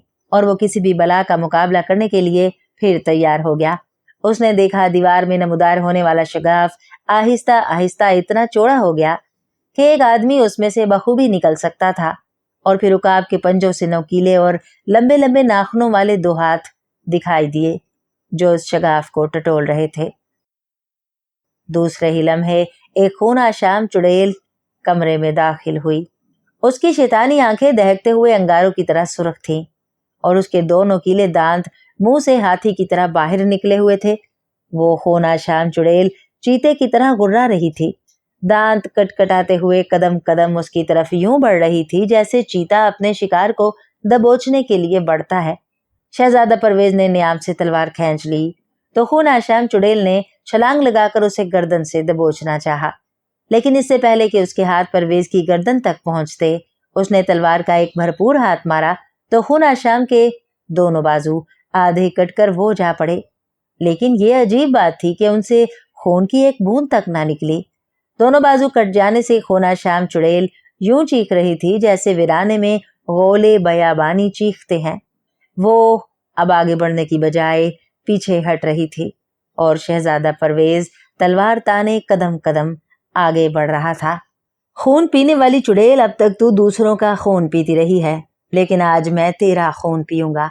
नहीं नहीं, मुझे जान से न मारना, मेरे लिए बस इतनी ही सजा काफी है। अब मैं कभी किसी का खून नहीं पीऊंगी, मुझे माफ कर दो, चुड़ैल ने चीखते हुए कहा। नहीं नहीं, मैं तुम्हें माफ नहीं कर सकता, तुझे मैं अभी ढेर कर दूंगा, परवेज ने दांत पीसते हुए कहा और उस पर झपटा। तलवार का एक और हाथ मारा तो खूनाशाम चुड़ैल के लहंगे का एक हिस्सा और दाएं पांव की 2 उंगलियां कट गईं। वो चीखती हुई भागी और एक गड्ढे में कूद गई। परवेज ने आओ देखा ना ताओ उसके साथ ही गड्ढे में कूद गया, जिसमें सड़े गले गोश्त और हड्डियों का बड़ा ढेर लगा हुआ था और कुछ लाशें पड़ी थीं जिनके आज़ा कटे हुए थे। ये लाशें न जाने कब से पड़ी सड़ गल रही थीं। चुड़ैल अब जख्मी बिल्ली की तरह हड्डियों के ढेर में छुपने की कोशिश कर रही थी। परवेज ने एक के बाद एक 3 बार करके उसे हलाक कर दिया। रात के अंधेरे में वहां से चल निकला और थोड़ी दूर जाकर उसने मुड़कर पीछे देखा तो जिस मकाम पर खूनाशाम चुड़ैल का मकान था वहां आसमान सुर्ख हो रहा था, ऊंचे ऊंचे शोले उठ रहे थे। ऐसा मालूम होता था जैसे वो मकान खूनाशाम चुड़ैल का जादूघर था। जब वो मर गई तो जादू टूट गया, जादूघर को आग लग गई। चलते चलते वो एक दोराहे पर पहुंचा तो कलमाकनी जादूगरनी की दी हुई अंगूठी पर तीर का निशान अब मगरिब की तरफ था। ये इस बात का इशारा था कि अब उसे मगरिब की तरफ जाना होगा। वह मगरिब की तरफ जाने वाले रास्ते पर सफर करने लगा और दिल में सोच रहा था कि अब तक वो काफी सफर कर चुका है, लेकिन उसकी मंजिल नजर नहीं आती। आखिर वो जंगली कबीला कहाँ है जिसका सरदार यरगाम है? कलमाकनी जादूगरनी ने उसके साथ कहीं झूठ तो नहीं बोला। यह तिलिस्मी अंगूठी और जादू का गुटका उसको बेवकूफ बनाने के लिए तो नहीं दिया गया कि वो खतरनाक और सुनसान रास्तों पर दिन रात चलते चलते थकावट से निढाल होकर मर जाए या फिर किसी बला का तरनवाला बन जाए। वो अपने दिल में न जाने क्या क्या सोच रहा था। उसे इस तिलिस्मी अंगूठी पर बड़ा गुस्सा आ रहा था जो उसे कभी मशरिक की तरफ और कभी मगरिब की, कभी शमाल की जानिब, कभी जुनूब की यूं ही बेकार सफर करने का इशारा कर रही थी और वो अपनी मंजिल की तलाश में बेकार भटकता फिर रहा था। उसने अपने दिल में कहा, अगर सुबह तक मुझे मेरी मंजिल नजर ना आई तो मैं इस अंगूठी और गुटके को फेंक दूंगा। ये बिल्कुल बेकार चीजें हैं और बेकार चीजों को यूं तबर्रुक की तरह साथ लिए फिरना कहाँ की अक्लमंदी है। चलते चलते उसने एक जगह जंगल में एक पौधा देखा जिसमें बड़े ही प्यारे प्यारे, बड़े ही अजीबोगरीब फूल खिले थे। ऐसे फूल उसने पहले कभी ना देखे थे। वो रुक गया और टिकटिकी लगाए उन फूलों को देखने लगा। फूलों में गैर मामूली चमक दमक थी जिससे मालूम होता था कि वो शीशे के बने हुए हैं। शीशे के फूल? शहजादा परवेज के दिल में ये ख्याल आया कि ऐसा खूबसूरत पौधा जड़ से उखाड़कर साथ ले चलना चाहिए। उसने पौधे को जड़ से पकड़ लिया और दाएं हाथ से उसे उखाड़ने के लिए जोर लगाया, मगर पौधा जमीन से ना हिल सका। उसने दोबारा झटका दिया मगर वो फिर भी अपनी जगह कायम रहा। साथ ही उसे ये महसूस हुआ जैसे ठीक उसके हाथों के नीचे गड़गड़ाहट हो रही है।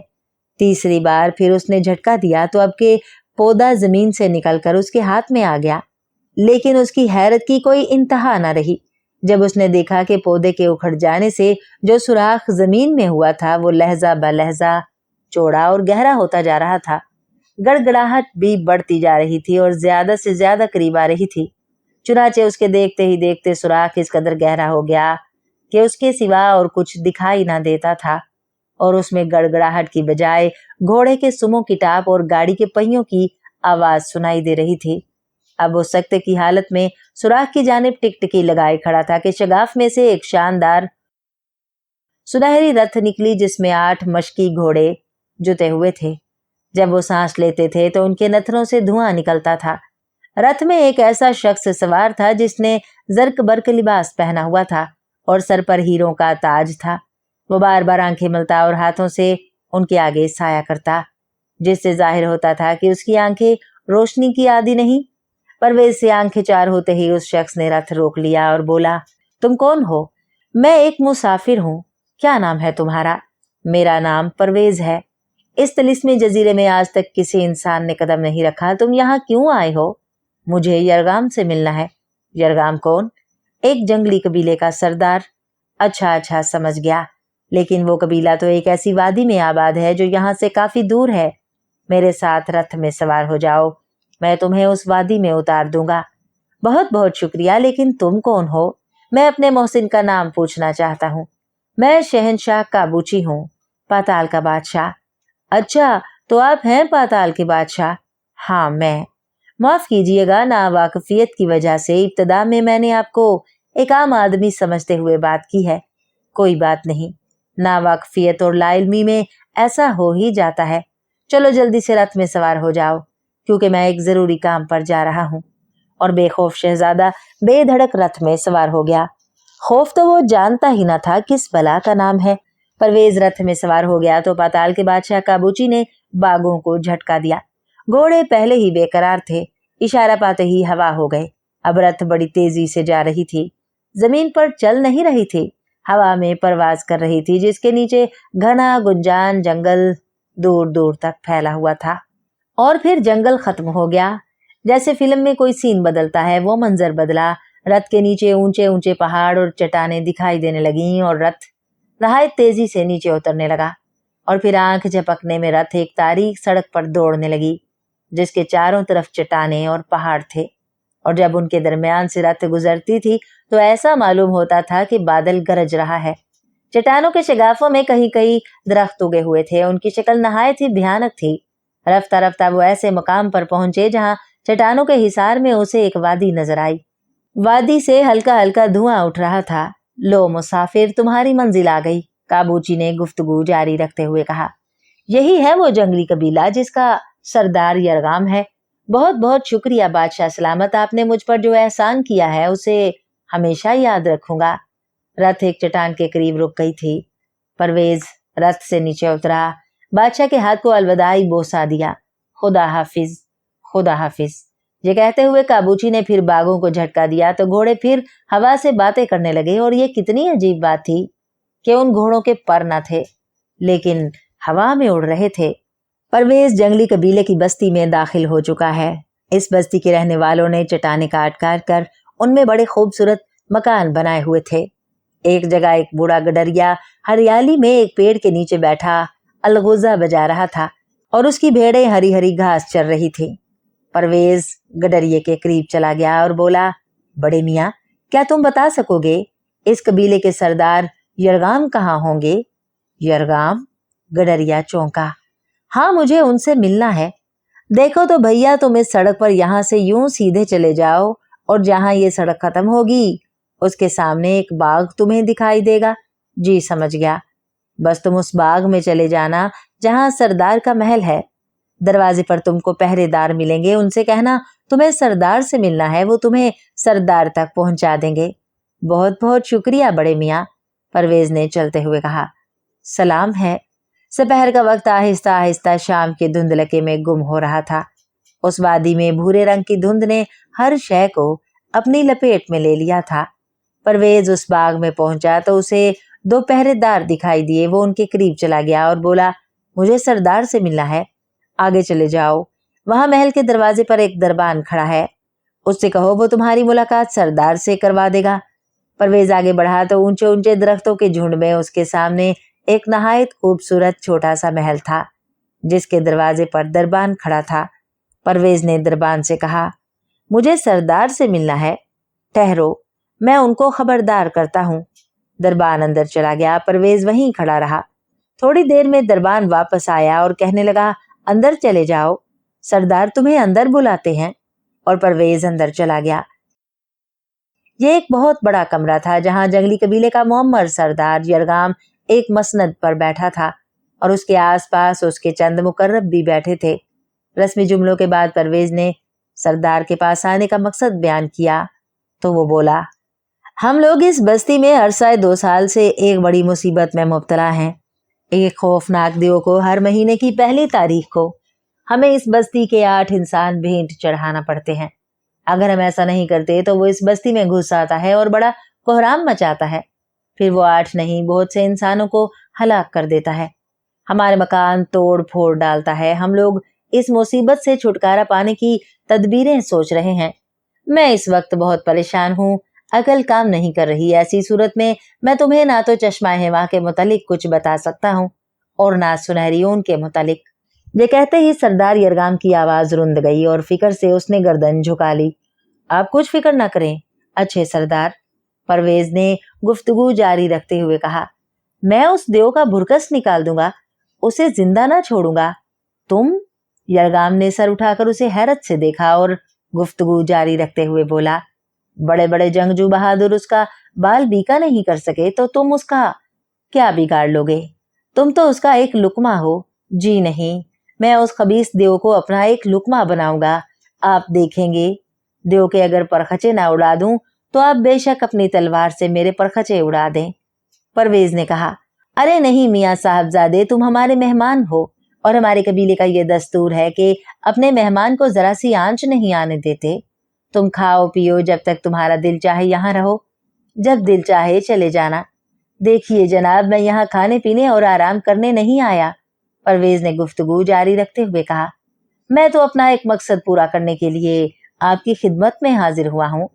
अगर आप मेरी हाजत पूरी करने का वादा करें तो मैं उस देव को जिंदा ना छोड़ूंगा। मैं वादा करता हूँ कि धोखा नहीं दूंगा, मगर मुझे डर है कि तुम इस खौफनाक मुहिम में अपनी जान से हाथ धो बैठोगे और हम लोग नहीं चाहते कि तुम हमारी वजह से अपनी जान पर खेल जाओ। जंगली कबीले के सरदार यरगाम ने कहा, आप मेरी जान की कुछ परवाह ना करें। शहजादा परवेज ने कहा, मैं फिर कहता हूँ कि मैं इस देव को हलाक कर दूंगा। आप मुझे बताएं वो कहाँ है, मैं अभी और इसी वक्त उसका मुकाबला करने को तैयार हूँ। परवेज की जोशीली बातें सुनकर सरदार यरगाम के आसपास बैठे हुए उसके खास बंदे ये समझ गए थे कि ये जोशीला जवान डींगे नहीं मार रहा, इसमें जरूर कुछ ना कुछ है। उन्होंने सरदार यरगाम से कहा कि अगर ये जवान अपनी खुशी से देव का मुकाबला करना चाहता है तो उसे रोकना नहीं चाहिए, हो सकता है ये उसको हलाक कर दे। और सरदार यरगाम मान गया। उस रात शहजादा परवेज की खुशी में एक जश्न मनाया गया जिसमें परवेज को बड़े अच्छे अच्छे खाने खिलाए गए और खुशियां मनाई गईं। दूसरे दिन बस्ती में मनादी करा दी गई कि जंगजू शहजादा परवेज मनारका देव के साथ मुकाबला करने जा रहा है। अगर किसी को शहजादे के साथ जाना हो तो तैयार हो जाए। ये सुनकर 20 बहादुर जाने पर आमादा हो गए, जिनमें उस बस्ती के नामी पहलवान भी थे। एक का नाम था अरगास और दूसरे का नाम तमोचिन। अरगास बड़ा हंसमुख था। वो बहुत जल्द शहजादा परवेज के साथ मानूस हो गया और उसका दोस्त बन गया। जहाज तैयार था। देव की भेंट किए जाने वाले 8 इंसान भी उस जुलूस में शामिल थे जो शहजादा परवेज को साहिल समंदर तक छोड़ने जा रहा था, जहां लोगों की भीड़ लगी हुई थी। उन लोगों में सरदार यरगाम भी खड़ा था। रवानगी का वक्त आया तो उसने शहजादा परवेज का हाथ अपने हाथ में लेते हुए कहा, शहजादे, तुम देख रहे हो कि इस जहाज के बादबान स्याह हैं और इन्हें स्याह ही होना चाहिए, क्योंकि यह सफर गम और मायूसी का सफर है। अगर तुम मनारका को कत्ल कर दो तो एक काम करना, ये स्याह बादबान उतार कर इनकी जगह सफेद बादबान लगवा देना, ताकि मैं और इस बस्ती के बाशिंदे ये समझ जाएं कि तुम फतह पाकर आ रहे हो और बड़ी शान से तुम्हारा इस्तकबाल किया जा सके। जहाज रवाना हुआ और शाम के वक्त उस जजीरे से कोई 8 मील के फासले पर वाक़या एक वीरान जजीरे के करीब पहुंच गया, जिसके नीले बुलंद पहाड़ों की चोटियां बादलों में दूर से दिखाई दे रही थी।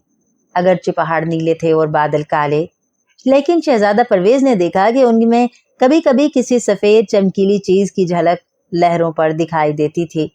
ये झलक किस चीज की है? परवेज ने अरगास से पूछा। ये पीतल का देव है, अरगास ने जवाब दिया। इस असना में जहाज बिजली की तरह जजीरे की तरफ बढ़ा जा रहा था। यकायक उनको देव कदोकामत में पहाड़ के बराबर साहिल के साथ साथ छलांगे लगाता नजर आया। पीतल का देव, जिसका ऊपर का हिस्सा देव का और निचला हिस्सा बैल का था, और सर पर 2 बड़े भयानक सींग। परवेज उसको देखकर सख्त हैरान हुआ। यह आफात एक चट्टान से दूसरी चट्टान पर कूद कर जा रही थी और जल्द जल्द कदम उठा रही थी, और समंदर की लहरें उसके कदमों से टकराकर झाग छोड़ रही थीं। सूरज की रोशनी में उस देव का चेहरा धात की तरह चमकता था। उसके जिस्म पर लंबे लंबे भूरे बाल थे। जहां जहां जहाज आगे बढ़ा जाता था, परवेज की हैरत बढ़ती जाती थी और उसकी समझ में ना आता था कि आया ये देव जानदार है या नहीं। गो ये देव चलता था और जिंदा चीज की तरह हरकत करता था, मगर उसके चेहरे की साख्त और चाल ढाल की जुम्बिश इस किस्म की थी कि वो एक अजीबोगरीब शक्ल का पुतला मालूम होता था। उस पुतले के शाने पर एक बड़ा वजनी पीतल का डंडा था, जिसकी वजह से ये और भी ज्यादा मुहीब नजर आता था। कुछ समझ में नहीं आता कि ये क्या जादू है, शहजादा परवेज ने कहा। शहजादे, ये पीतल का बना हुआ देव है, अरगास ने जवाब दिया। मगर सवाल ये है कि ये जानदार है या बेजान। ये ऐसा सवाल है जिसका मेरे पास कोई जवाब नहीं है। बाद समझदार लोग कहते हैं कि ये पीतल का एक पुतला है जो एक जादूगर सामग्री ने बनाया है, उसमें जादू से जान डाली, और कुछ लोग कहते हैं कि ये एक देवनी का बेटा है जिसका नाम जम्बूनी था। अरगास ने गुफ्तगू जारी रखते हुए कहा। ये उस जजीरे के गिर्द दिन में 4 चक्कर लगाता है, 4 घंटों में 1800 मील फासला तय करता है, ना कभी थकता है और ना सस्ता आता है। गर्ज ये एक अजीब मुअम्मा है, इसे जो चाहो समझ लो। जहाज बराबर बढ़ा जा रहा था और अब परवेज उस देव के कदमों की धमक सुन रहा था। जब वो चट्टानों पर पांव रखता तो अक्सर पत्थर उसके बोझ से टूटकर समंदर में गिरते जाते थे। फिर यकायक देव परवेज के जहाज के रूबरू आ गया और अपना धात का डंडा सीधा किया। उस वक्त ऐसा मालूम होता था कि अब उस डंडे का वार जहाज पर होगा और वो पाश पाश होकर गर्क हो जाएगा। लेकिन बजाय इसके कि अहले जहाज का ख्याल सही साबित होता, देव के होंठ खुले और देव की आवाज आई, अरे कीड़ो मकोड़ो, कहाँ से आ रहे हो? जब ये फिक्रा खत्म हुआ तो एक ऐसी गूंज सुनाई दी जैसे बादल गरजता है, और अहले जहाज ने चिल्लाकर कहा, हम 7 वाले जजीरे से आ रहे हैं। किस काम के लिए आ रहे हो? देव गरज कर बोला और फिर अपना डंडा हवा में लहराया। हम 8 आदमी सरदार यरगाम के हुक्म से मनारका देव को भेंट करने जा रहे हैं, तमोचन ने जवाब दिया। गुजर जाओ, पीतल के देव ने गरज कर कहा और छलांगे मारता हुआ जहाज के करीब से गुजर गया। जहाज उस जजीरे के साहिल से जा लगा तो उसका लंगर डाल दिया गया और नकारचियों ने नकारा पीटना शुरू कर दिया। डम डमाडम ये नकारा इस गर्ज से बचाया जा रहा था कि देव को यह खबर हो जाए कि उसकी भेंट आ गई है। नकारा बजते अभी थोड़ी देर हुई थी कि जरा फासले पर भयानक गरज सुनाई दी, जैसे धमाके के साथ आसमान फट पड़ा हो। देव आ रहा था। अब लहजा ब लहजा देव की गर्ज ज्यादा बुलंद होती जा रही थी, यहाँ तक कि वो देव नमूदार हुआ जैसे तूफान आता है। उसका सींगों वाला सर बैल की तरह था और बाकी सब कुछ इंसान का था। उसके नथनों और आंखों से आग निकल रही थी। वो गजबनाक होकर बगुले की तरह चक्कर काटता आ रहा था और जहां से गुजरता था चट्टानें टूट टूट कर बिखर रही थी और दरख्त जड़ से उखड़ कर गिर रहे थे।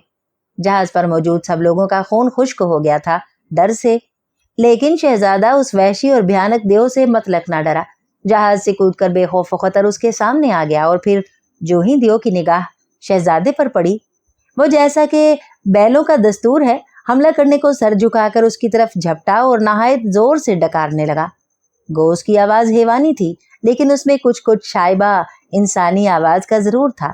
इसलिए उसके तेज सींगों के झुकाव और जिस्मानी हरकत से शहजादे ने ये मायने निकाले कि वो कह रहा है, ओ बदबख्त इंसान, मैं तुझे सींगों से छेद कर आसमान की तरफ फेंकूंगा और तू 50 फुट ऊंचा जाकर जमीन की तरफ आएगा और गिरते ही मेरा नवाला हो जाएगा।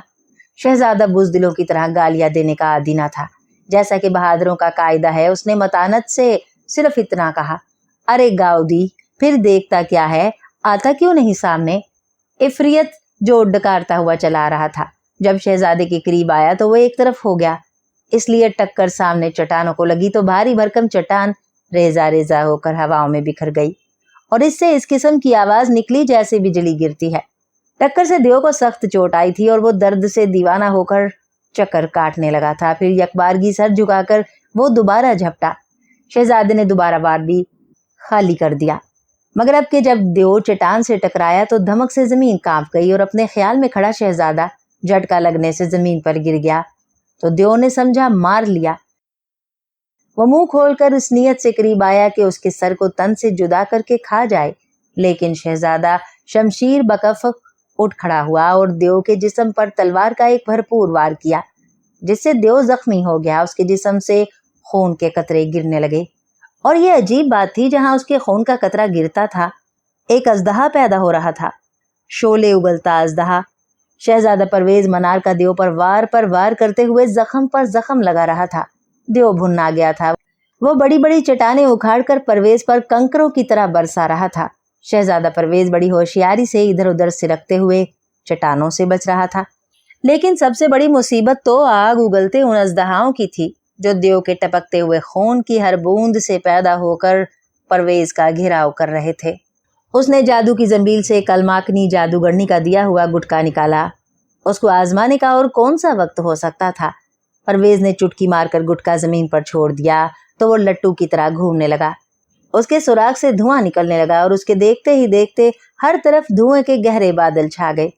अंधेरा हो गया, जिसमें शहजादा परवेज तो सब कुछ देख रहा था, लेकिन देव और अजदहाओं को कुछ दिखाई न दे रहा था। अब जो शहजादा परवेज ने एक के बाद एक खचाखच 7 वार किए तो देव हलाक होकर जमीन पर यूं गिरा जैसे पहाड़ गिरता है। बड़े जोर का धमाका हुआ, जैसे एक ही वक्त में बहुत सी बिजलियां कड़क कर गिरी हों। वो एक मुसीबत से छुटकारा पाते ही दूसरी मुसीबत से छुटकारा पाने की सोचने लगा, लेकिन ये देव को हलाक करने से भी कहीं ज्यादा कठिन काम था। उसके आसपास जमीन पर रेंगते हुए बहुत से अजदहा आग उगल रहे थे।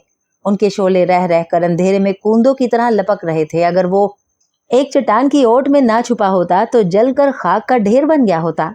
अब वो अजदहाओं के नरगे में था जो रेंगते हुए उसके करीब आते जा रहे थे। करीब था कि वो उसको अपने शोलों से जलाकर भस्म कर दे।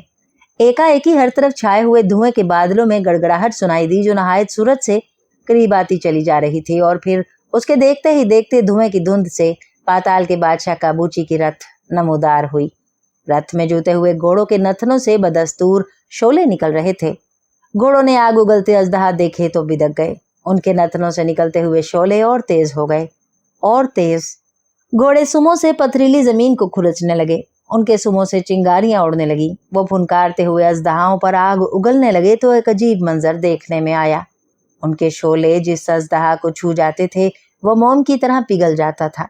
ये परवेज के लिए गैबी मदद थी। उसको देखते ही देखते सारे अजदहा नेस्तो नाबूद हो गए।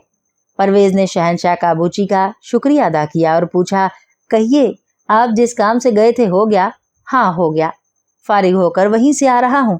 शहनशाह काबूची ने गुफ्तगू जारी रखते हुए कहा, लेकिन ये क्या माजरा है? तुम इस भयानक देव और अजदहाओं के चुंगल में कैसे आन फंसे? इस नामुराद देव ने बड़ा कोहराम मचा रखा था। बेगुनाह इंसानों का लहू पीता था, गोश्त खाता था। मुझे जंगली कबीले के सरदार यरगाम ने उसको हलाक करने की मुहिम पर भेजा था। खुदा की रहमत से मैंने इसको हलाक कर दिया है। भाई जवाब नहीं तुम्हारा, बड़े मूजी को मारा। तुम बड़े बहादुर हो। चलो तो अब बैठो रथ में, मैं तुम्हें यरगाम की बस्ती में उतार दूंगा। जी नहीं, बहुत बहुत शुक्रिया। मैं एक जहाज में सवार होकर इस जजीरे में आया था। मेरे साथी साहिल पर खड़े मेरा इंतजार कर रहे हैं। मुझे उनके साथ वापस जाना होगा। अच्छा तो खुदा हाफिज। शहनशाह काबूची ने हवा में हाथ लहराते हुए कहा, जिंदा रहे तो फिर मिलेंगे। खुदा हाफिज। परवेज ने भी हवा में हाथ हिलाते हुए कहा। शहनशाह काबूची का इशारा पाते ही घोड़े फिर हवा में उड़ने लगे और आंख झपकने में शहनशाह काबूची का रथ उसकी नजरों से ओझल हो गया।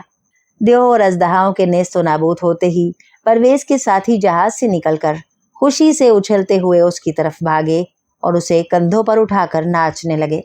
अरे मियाँ शहजादे, जवाब नहीं तुम्हारा। इतने बड़े मूजी को मिनटों सेकंडों में दे मारा। अरगास ने खुशी से परवेज की पीठ थपकते हुए कहा, अजी आप तो छुपे रुस्तम निकले। वो काम कर दिखाया जो दुनिया में आज तक किसी ने ना किया होगा। तमोचन ने कहा। उन सब की मुत्तफिका राय थी कि मरे हुए देव को जहाज में लाद कर अपने जजीरों में ले जाएं, लेकिन परवेज उनसे मुत्तफिक ना था। वो इतना फजूल बोझ लाद कर जहाज के लिए खतरा मोल नहीं लेना चाहता था। उसने देव के कान और नाक काट ली ताकि सनद रहे। जहाज में वापस आते ही उन्होंने स्याह बादबान उतार दिए और उनकी जगह सफेद बादबान चढ़ा दिए। यह उनके फतह याब होकर वापस आने की अलामत थी। सरदार यरगाम अपने कबीले के बहुत से लोगों के साथ साहिल पर खड़ा शहजादा परवेज की वापसी का इंतजार कर रहा था, और जो जो वक्त गुजरता जा रहा था उसकी बेचैनी और बेकरारी में इजाफा होता जा रहा था। उसके दिल में तरह तरह के वसवसे पैदा हो रहे थे। उसको यकीन हो चला था कि परवेज और उसके साथ जाने वाले हलाक हो चुके हैं। और फिर जब अचानक उसकी नजर दूर समंदर में एक सफेद चीज पर पड़ी जो नहायत सूरत से साहिल की तरफ बढ़ रही थी, और वह सब टिकटिकी लगाकर बड़े गौर से उधर देखने लगे, तो थोड़ी देर में उन्हें एक जहाज आता दिखाई दिया जिसके बाद बांध सफेद थे। वो सब खुशी से उछलने लगे, नारे लगाने लगे। उनके देखते ही देखते जहाज साहिल से आन लगा तो उन्होंने नहायत गर्म जोशी से शहजादा परवेज का खैर मकदम किया और उसे जुलूस की शक्ल में सरदार यरगाम के महल में पहुंचाया गया, जहां परवेज ने देव को हलाक कर देने के सबूत में उसके कटे हुए कान और नाक पेश किए, तो सरदार यरगाम ने उसको सीने से लगा लिया और उसके एजाज में एक जश्न मनाया। सरदार यरगाम ने वादा किया था कि देव की परेशानी दूर हो जाएगी तो वह चश्मा हेवा और सुनहरी पशम के मुतल्लिक जो कुछ जानता है शहजादा परवेज को बता देगा, और उसने अपना वादा पूरा किया। कहने लगा, मियाँ शहजादे, मैं क्या कोई भी ये नहीं जानता कि चश्मा हेवा कहाँ है और सुनहरी पशम कहाँ से दस्तयाब हो सकती है। मैंने अपने बुजुर्गों से ये सुना हुआ है कि शहनशाह जुल्कुरनैन चश्मा हेवा का खोज लगाने में कामयाब हुआ था, लेकिन उसका सुराग आज तक नहीं लगाया जा सका कि वो किस रास्ते से और कैसे वहां पहुंचा। इसलिए तुम्हें ये कोई भी नहीं बता सकेगा कि चश्मा हेवा कहाँ है, और न सुनहरी पशम के मुतालिक किसी को इल्म है कि वो कहाँ से दस्तयाब हो सकती है। तो इसका मतलब है मुझे वापस जाना होगा। परवेज ने अफसोसनाक लहजे में कहा, खुदा ना करे मियाँ शहजादे तुम मायूस वापस जाओ। मुझसे जो कुछ हो सकेगा बेदुरेक तुम्हारे लिए करूंगा। और जरा गौर से सुनो। मैं बड़े गौर से सुन रहा हूँ। देखो मियाँ, इसी जजीरे में कोई 30 कोस के फासले पर कोह अलविंद है। वो क्या? एक मुकद्दस पहाड़ है। वहां क्या है? किसी बुजुर्ग का मकबरा, और उस पहाड़ के बारे में मुख्तलिफ हकायतें मशहूर हैं। यानी क्या? कुछ लोग कहते हैं उस पहाड़ की जड़ें पाताल में हैं और उसे एक बैल ने अपने दोनों सींगों पर उठाया हुआ है। सरदार यरगाम ने गुफ्तगू जारी रखते हुए कहा, और कुछ लोग कहते हैं वो पहाड़ एक जिन का सींग है जो मकबरे में मदफून बुजुर्ग की बद्दुआ से सारा जमीन में धंस गया था, बस उसका सींग बाहर रह गया। और कुछ लोग कहते हैं जब दुनिया पैदा हुई थी और जमीन पर कोई इंसान आबाद नहीं था, यह एक कुकरमता था जो जमीन पर वहां उगा हुआ था जहां के वो अब तक है। कुकरमता जानते हो मियाँ किसे कहते हैं? सांप की छतरी को, जो बरसात के दिनों में आप जमीन से उगाती है, बिल्कुल वही। तो फिर मियाँ जू जू वक्त गुजरता गया वो सांप की छतरी खुद ब खुद एक पहाड़ की शक्ल इख्तियार करती चली गई, और न जाने कितने 100 साल गुजर जाने पर पहाड़ बन गई। ये क्या जादू? अरे मियाँ शहजादे, अब क्या खबर कैसा जादू था जिसने सांप की छतरी को पहाड़ बना दिया। ये पूरी दुनिया एक बहुत बड़ा जादूगर है और कुछ समझ में नहीं आता कि ऐसा क्यों है। अच्छा, तो इस पहाड़ के मुतालिक और क्या कुछ मशहूर है? परवेज ने पूछा।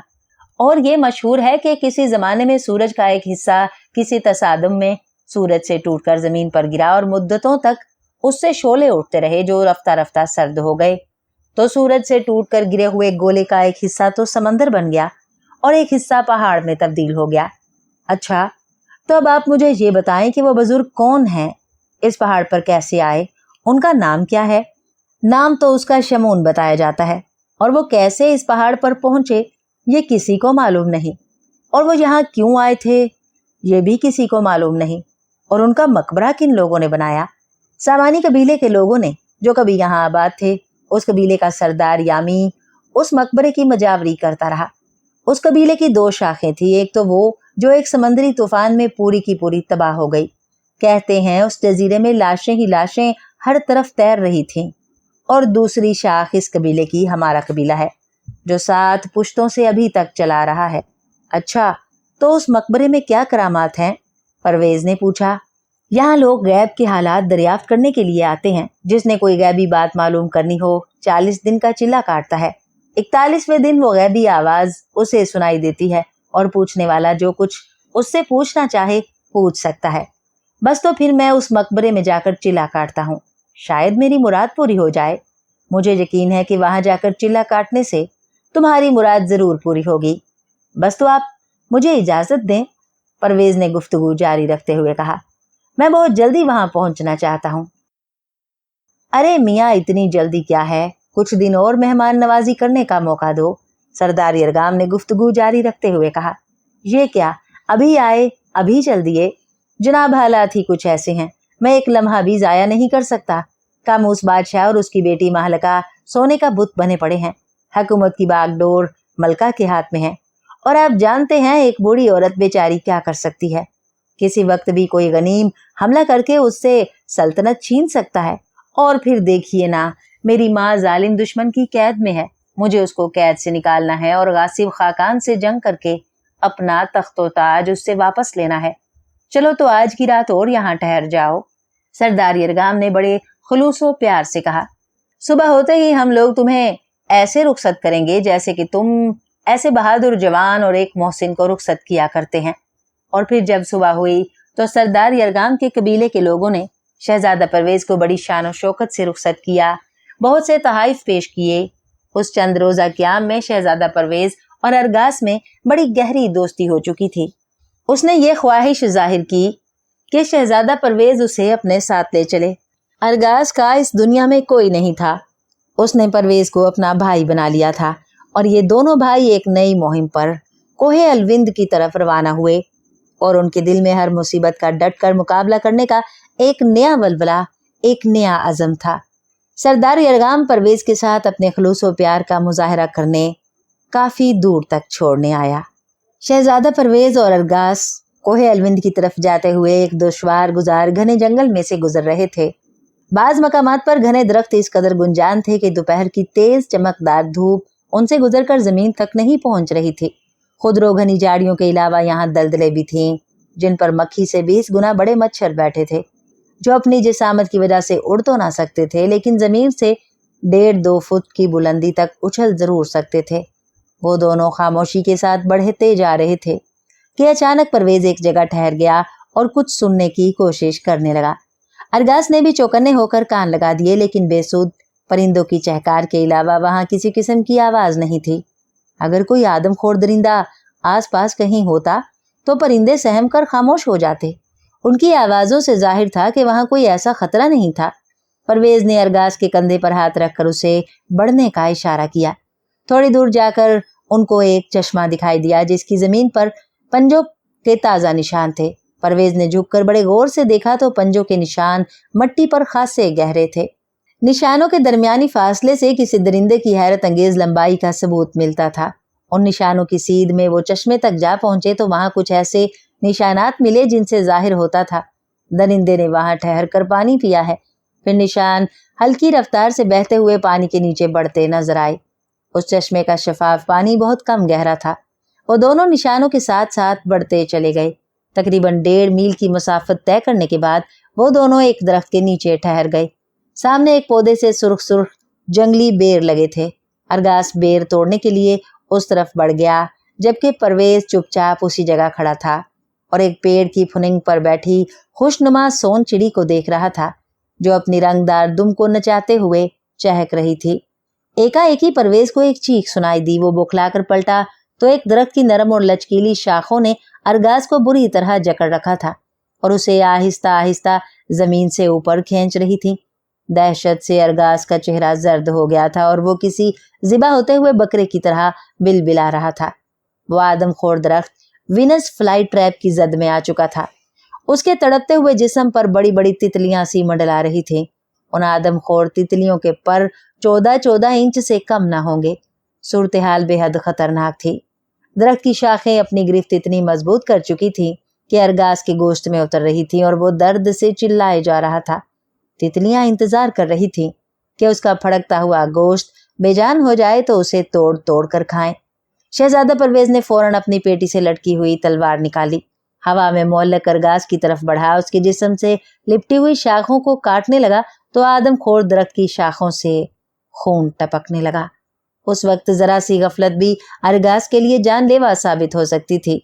चंद ही मिनट की कोशिशों में अरगास खूनख्वार शाखों की गिरफ्त से छूटकर गिर पड़ा और बेहोश हो गया। उसके जिस्म से जहां जहां शाखें लिपटी हुई थी खून रिसने लगा था और वह जमीन पर बेहिस पड़ा लंबे लंबे बेतरतीब सांस ले रहा था। परवेज उसको उठाकर चश्मे के किनारे ले आया और उसके चेहरे पर छींटे मारने लगा। आखिर उसकी कोशिश बराबर साबित हुई।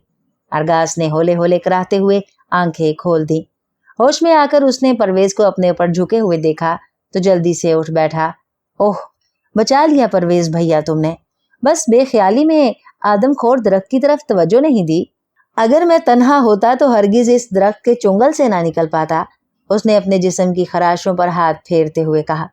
खुदा का शुक्र करो भैया तुम बच गए, लेकिन इन खराशों का अब क्या किया जाए?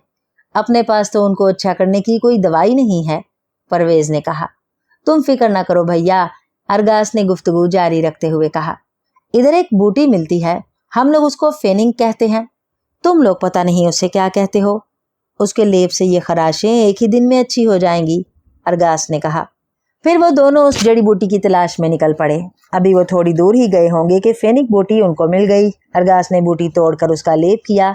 दोनों फिर चल दिए तो अचानक एक जगह जंगल की पुरशोर फिजा पर पुरस्रार सुकूत छा गया। वो दोनों जंगल में फैली हुई धुंधली सी रोशनी में आंखें फाड़ फाड़ कर इधर उधर देखने लगे, लेकिन कुछ नजर ना आया। तो अचानक फिजा में किसी चीते की दर्दनाक चीख सुनाई दी। फिर वो चीख किसी खूनख्वार चीते की गजबनाक गुर्राहट में दब गई। उसके बाद खुश्क पत्तों पर उछल कूद और शाखों के टूटने की आवाजें सुनाई दी। फिर फिजा में सुकूत तारी हो गया, लेकिन थोड़ी देर में परिंदों का हल्का हल्का शोर फिर गूंजने लगा, जिसका मतलब यही हो सकता था कि चीता शिकार के बाद वहां से चला गया है। आवाजों की बिना पर उन्होंने जिस समत का तयन किया था उधर चल पड़े और थोड़ी देर की तलाश के बाद उन खून आलूद झाड़ियों तक पहुंच गए जहां ताजा खून के बड़े धब्बे थे, लेकिन हलाक होने वाले चीतल का कहीं पता न था। अलबत्ता खून की बूंदों के निशान एक तरफ जाते नजर आ रहे थे। उन्होंने आदमखोर का ताकुब किया। कुछ दूर सीधा जाने के बाद आदमखोर बाएं तरफ मुड़ गया और यही वो रास्ता था जो सीधा कोहे अलविंद को जाता था। आगे उस रास्ते में कोई एक फरलांग के फासले पर एक बरसाती दरार थी जो अब बमुश्किल 2 फुट चौड़ी हो गई। अब खून के धब्बे और पंजों के निशान उसी दरार में जुनूबी समत बढ़ते नजर आ रहे थे। थोड़ी दूर आगे जाकर अचानक एक कौवा बाएं जानिब की झाड़ियों से उड़ा और वो ठिठक कर रह गए। कुछ था। वो कौवा शाख पर बैठकर अपनी चोंच उस शाख से रगड़ रहा था, जिसका मतलब था उन झाड़ियों में कोई लाश मौजूद थी जहां से उड़कर कौवा शाख पर जा बैठा था। शहजादा परवेज ने अपनी तलवार सौंत ली और खारदार झाड़ियां हटाता उसी समत घुस गया। तो तकरीबन 100 फुट आगे बढ़ने के बाद उन्होंने खुद को निस्बतन साफ सी जगह पाया जहां किसी मरे हुए चीतल की सालिम लाश मौजूद थी। यकीनन ये वही चीतल था जिसकी चीख उन्होंने सुनी थी और खूनख्वार चीता उसे खारदार झाड़ियों पर से गुजरने की बजाय चक्कर काटकर दूसरी तरफ से लाया था और लाश को वहां रखकर शायद पानी पीने या किसी और शिकार की ताक में चला गया था। वो दोनों एक तनावर दरख्त की ओट में छुपकर बैठ गए। वो समझ चुके थे कि रास्ते को खतरे से पाक करने के लिए उनको खूनख्वार चीते से 2-2 हाथ करने ही होंगे। आहिस्ता आहिस्ता वक्त गुजरता रहा और सूरज गुरूब हो गया तो मोटे मोटे मच्छरों के गोल उनके सरों पर मंडलाने लगे।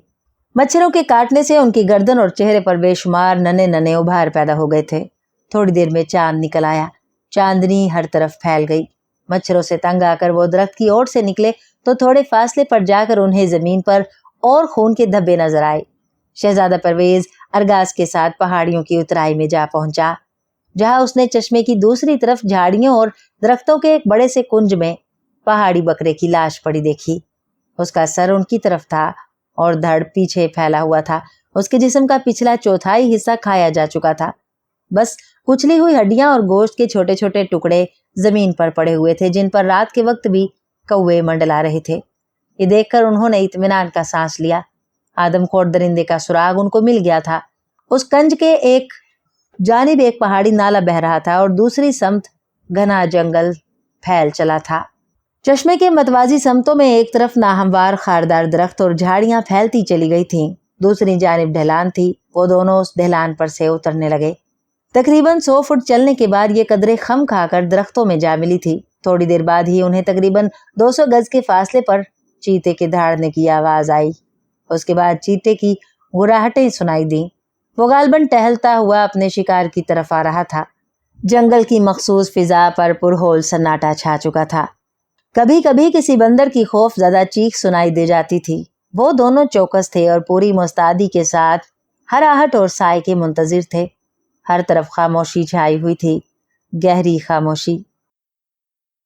आदमखोर करीब चला रहा था। उसकी खौफनाक गुर्राहटें लम्हा बलम्हा करीब होती जा रही थी। फिर अचानक ही कोई आवाज पैदा किए बगैर आदमखोर चीता बाएं जानिब की झाड़ियों से नमदार हुआ। इंसानी बू से कुंज से निकाल लाई थी। वो टिकटिकी लगाए उनकी तरफ घूरे जा रहा था। उसकी आंखें अंगारे की तरह दहक रही थीं। अगले पैर जोड़कर दरिंदे ने छलांग लगाने की पोजीशन ली। फिर उसने सर उठाकर एक गुर्राहट सी बुलंद की और ऐन उस वक्त जब वो देव कामत आदमखोर जमीन से उछलकर परवेज पर टूट पड़ने को तैयार हो रहा था। परवेज ने तलवार का एक भरपूर वार किया तो वो एक हौलनाक धाड़ के साथ पीछे उलट गया और अरगास की तरफ झपटा। वो भी तलवार ताने खड़ा था। उसने तलवार से वार किया तो दरिंदा घायल होकर गिर गया।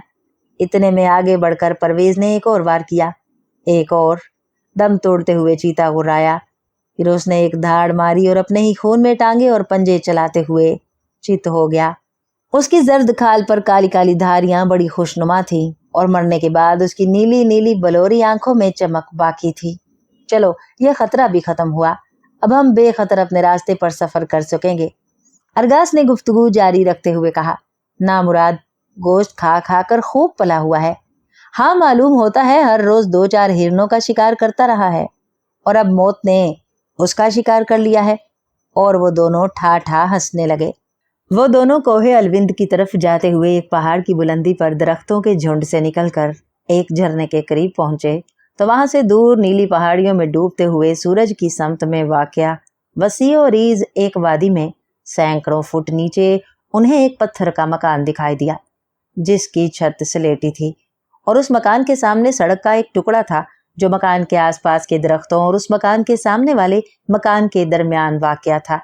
वो टुकड़ा बिल्कुल सीधा था और उसके किनारे किनारे दरख्तों की हमवार कितार थी और बाग की समत में एक सफेद चीज नुमाया थी। इसके बारे में उनका ख्याल था कि वो एक ऊंचा सा पत्थर है। जिस पर परवेज की निगाह पड़ी तो वो हैरत ज़दा हो गया, क्योंकि अभी अभी जब उसकी नजर उस पत्थर पर पड़ी थी तो ये पत्थर बाग के आगे बिल मुकाबिल था, लेकिन अब ये पत्थर मकान की समत में सड़क के बाएं जानिब हो गया था। और फिर जब वो दोनों पहाड़ी से नीचे उतर रहे थे तो परवेज को वो सड़क का टुकड़ा तिरछे रुख का दिखाई दिया और फिर जब वो पहाड़ी से काफी नीचे उतर आए तो परवेज को सड़क का वो टुकड़ा दरख्तों की कोस के नीचे बिछा हुआ नजर आया। परवेज ये सब कुछ देख रहा था। उसने जो कुछ देखा था उसके बारे में अरगास से कोई बात न की थी। आखिर वो दोनों घाटी में उतर गए और परवेज की नजरें बदस्तूर उसी सड़क पर लगी थी। रात हो गई थी, हर तरफ अंधेरा छाने लगा था। वो दोनों उस मकान में रात गुजारना चाहते थे कि ताज़ा दम होकर सुबह को अपना रास्ता लेंगे। वो दोनों उस मकान के करीब पहुंच गए। उसके सामने वाले सहन में सफेदे के बड़े बड़े दरख्त तने खड़े थे और वहां अंधेरा छा रहा था।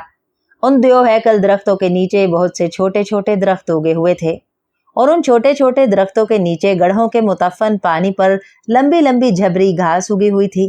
वो मकान खाकस्तरी पत्थरों का बना हुआ था और उसके दरवाजों और खिड़कियों के पट सबज रंग के थे और ये रंग भी हल्का होते होते खाकस्तरी नजर आने लगा था। मकान के सामने एक बरामदा था जो ना तो सतह जमीन से बहुत बुलंद था और ना ही उसका कोई जंगला था। उसके अंदर अखरोट की लकड़ी की खिचियों से बनी हुई झूलने वाली चंद कुर्सियां मौजूद थीं। फौरज की जानिब तख्तों वाली 8 खिड़कियां थीं और उनके दरमियान में एक छोटा सा दरवाजा था जिसके दोनों तरफ किरमजी रंग के शीशे थे, जिनके ऊपर दस्ती पंखे की शक्ल की एक घड़ी थी। वो जरा और आगे बढ़े तो दरमियानी बंद दरवाजे से बाहर उनको एक लड़का खड़ा दिखाई दिया। ए भाई लड़के, जरा बात सुनना। और लड़का उनके करीब आ गया। बोला, कहो क्या बात है, क्या ये घर तुम्हारा है? परवेज ने पूछा। हाँ, ये मेरा घर है, लड़के ने जवाब दिया। जरा अपने अब्बा मियाँ को तो बुलाना, वो तो कहीं बाहर गए हुए हैं। और तुम्हारी अम्मी? अम्मी को मरे 3 साल होने को आए हैं। क्या आज की रात हम तुम्हारे यहाँ सो सकते हैं? अगर आप लोग चाहते हैं तो सो जाएं, लेकिन मकान बहुत गलीज है और मवेशियों के खाने के आटे और फफूंदी लगे गोश्त के सिवा खाने के लिए कुछ भी नहीं। अरे भाई, हमारे खाने पीने का तुम कुछ फिक्र मत करो, हमारे पास खाने पीने को बहुत कुछ है।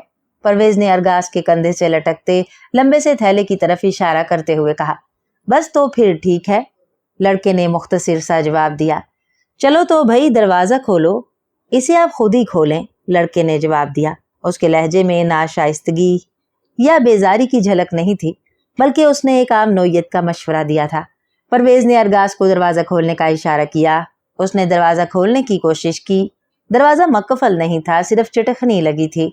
जब दरवाजा खुला तो जंगालूद कलाबों से, जिनके सहारे दरवाजा बेतरह खड़ा था, चिड़चिड़ाहट सी पैदा हुई, और जब वो घूमा तो फर्श के खुरचने की आवाज पैदा हुई। अंदरूनी गुजरगाह से फफूंदी और सीलन की बू आती थी। उस गुजरगाह के दोनों जानिब कई दरवाजे थे। लड़के ने दाहिनी तरफ के पहले दरवाजे की तरफ इशारा किया। आप लोग ये कमरा ले सकते हैं, उसने कहा। अरगास ने दरवाजा खोला। रात के अंधेरे में बैरूनी दरख्त के झुंड, गुलाम गर्दिश की छत और खिड़कियों के कवाड़ बंद होने की वजह से उसे कुछ सुझाई ना दिया। बेहतर है कि एक बत्ती ले आओ, अरगास ने उस लड़के से कहा। बत्ती तो नहीं है, मोमबत्ती भी नहीं है। मैं अमूमन अंधेरा होने से पहले ही बिस्तर में घुस जाता हूँ। अरे हाँ भाई, मुझे याद आ गया, अरगास ने गुफ्तगू जारी रखते हुए कहा। मुझे याद आ गया, सफरी थैले में 8-10 मोमबत्तियां पड़ी हैं और चकमाक पत्थर भी मौजूद है। अरगास कमरे में दाखिल हुआ, जहां उसे वो लड़का उसी जगह खड़ा नजर आया जिस जगह उसने उसे छोड़ा था। उसने एक मोमबत्ती जलाई। दीवारों की सफेदी उजली नजर आ रही थी, लेकिन कमरे के फर्श पर कोई चीज नहीं बिछी हुई थी। वहां सीलन की ठंडी ठंडी बू फैली हुई थी, लेकिन बिस्तर साफ सुथरा और ताजा बिछा हुआ नजर आता था। गोये चिपचिपा सा महसूस हो रहा था। इतने में परवेज भी कमरे में आ पहुंचा था। अरगास ने मोमबत्ती को उसके पिघले हुए कतरों के जरिए एक मामूली किस्म की ढीली चूलों वाली बेढंगी सी मेज के किनारे पर जमा दिया। कमरे में बांस की बैठक वाली 2 छोटी छोटी कुर्सियों और एक छोटी सी मेज के सिवा और कुछ भी नहीं था। अरगास ने थैले को बिस्तर पर रख दिया। उसके बाद उसने कमरे की हर खिड़की के तख्ते ऊपर चढ़ा दिए। अब अरगास ने उस लड़के से, जो ना तो अपनी जगह से हिला था और ना ही किसी से कोई बात की थी, कहा, मुझे बावर्ची खाने में ले चलो। लड़के ने उसे कोई जवाब ना दिया, लेकिन हाल के रास्ते सीधा उसे मकान के पिछवाड़े ले गया। बावर्ची खाना खासा खुला था और उसमें पत्थर और लकड़ी के मुख्तलिफ बर्तन पड़े थे।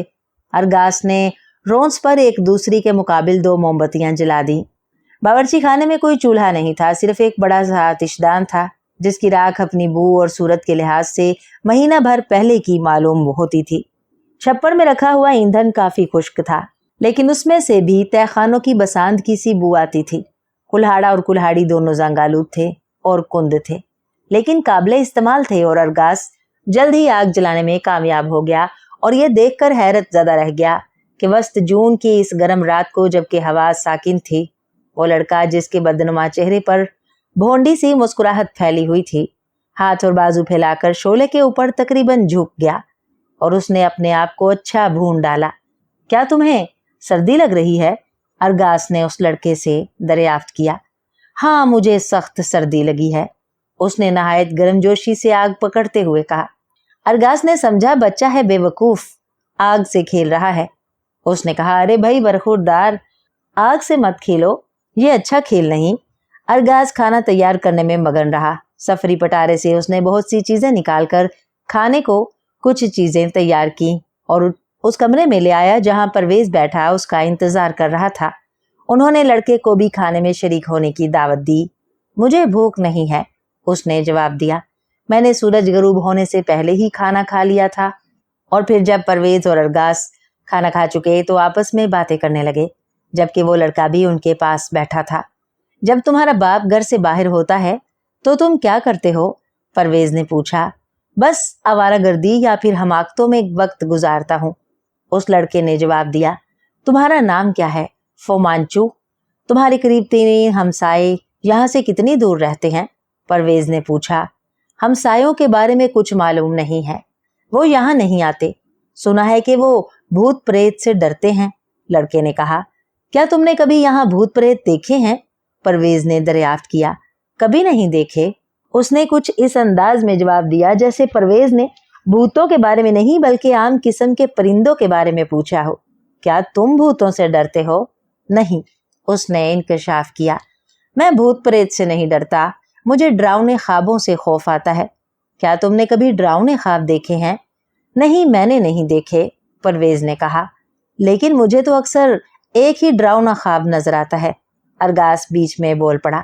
एक बड़ा सा सफेद रंग का कोई अजीब सा दरिंदा मुझे हड़प कर जाने की कोशिश करता है। मैं हड़बड़ा कर जाग उठता हूँ और इतना खौफ ज़दा होता हूँ कि भाग भी नहीं सकता। मैं दोबारा सो जाता हूँ और फिर वही ख्वाब नजर आता है और मैं पहले से ज्यादा खौफजदा होकर बेदार हो जाता हूँ। चलो भाई अरगास, बातें हो चुकी, अब सो जाना चाहिए, मुझे नींद आ रही है, परवेज ने कहा। और मुझे भी, लड़के ने जुमाई लेते हुए कहा। तुम यहाँ सो जाओ और मैं अपने कमरे में जाकर सो जाता हूँ। और वो उठकर कमरे से बाहर निकल गया। कमरे में बस एक ही पलंग था, वो दोनों उसी पर लेट गए और थोड़ी देर में दोनों को नींद आ गई। तो नींद में परवेज को यूं महसूस हुआ जैसे उसके चेहरे पर हल्की सी कोई चीज रेंग गई हो। उसकी आंख खुल गई, वो उठकर बैठ गया। देखा तो वही लड़का एक जगह बैठा था। क्या ये हरकत तुमने की है? उसने लड़के से पूछा। मैंने तो कुछ भी नहीं किया, लड़के ने जवाब दिया। क्या हुआ? मुझे कुछ यूं महसूस हुआ था जैसे मेरे चेहरे पर हल्की सी कोई चीज रेंग गई हो। बस तो ये किसी भूत की हरकत है, लड़के ने कहा। अभी अभी मैंने ख्वाब में भूत देखा है और मेरी आंख खुल गई। मैं इस कमरे में भाग आया हूँ। अच्छा, तो मुझे सो जाना चाहिए। और जाओ, तुम भी सो जाओ। नहीं, मुझे तो अब नींद नहीं आने की, मैं तो अभी कुछ देर तक यहीं बैठूंगा। थोड़ी देर में परवेज को भी नींद आ गई और वो एक ख्वाब देखने लगा। कमरे में एक चीज थी, बड़ी अजीब सी, जिसे कोई नाम नहीं दिया जा सकता। बस वो एक चीज थी। वो हाथी जितनी बड़ी थी, छत से फर्श तक पूरे कमरे में फैली हुई थी। शक्ल सूरत में जंगली सांड से मिलती जुलती। उसने अपनी अगली टांगों को तान कर फैला रखा था। उसका दहकता हुआ सुरख मुंह लंबे नोकीले दांतों से भरा हुआ था और उससे झाग बह रही थी। उसके जबड़े फूले हुए थे। उसने अपनी पीठ को ऊपर सुकेड़ कर और थोड़ा थोड़ा आगे करके आगे घसीटना शुरू कर दिया, हत्ता कि उसकी अगली टांगे, जो खासी चौड़ी थी, पलंग से आकर टकराईं। पलंग टमाटर की तरह कुचला गया और परवेज को अपनी टांगों, अपने पैरों और छाती पर उस चीज का बोझ सा महसूस हुआ। वो बला भूखी थी और उसे जिस चीज की भूख थी वो परवेज और अरगास थे।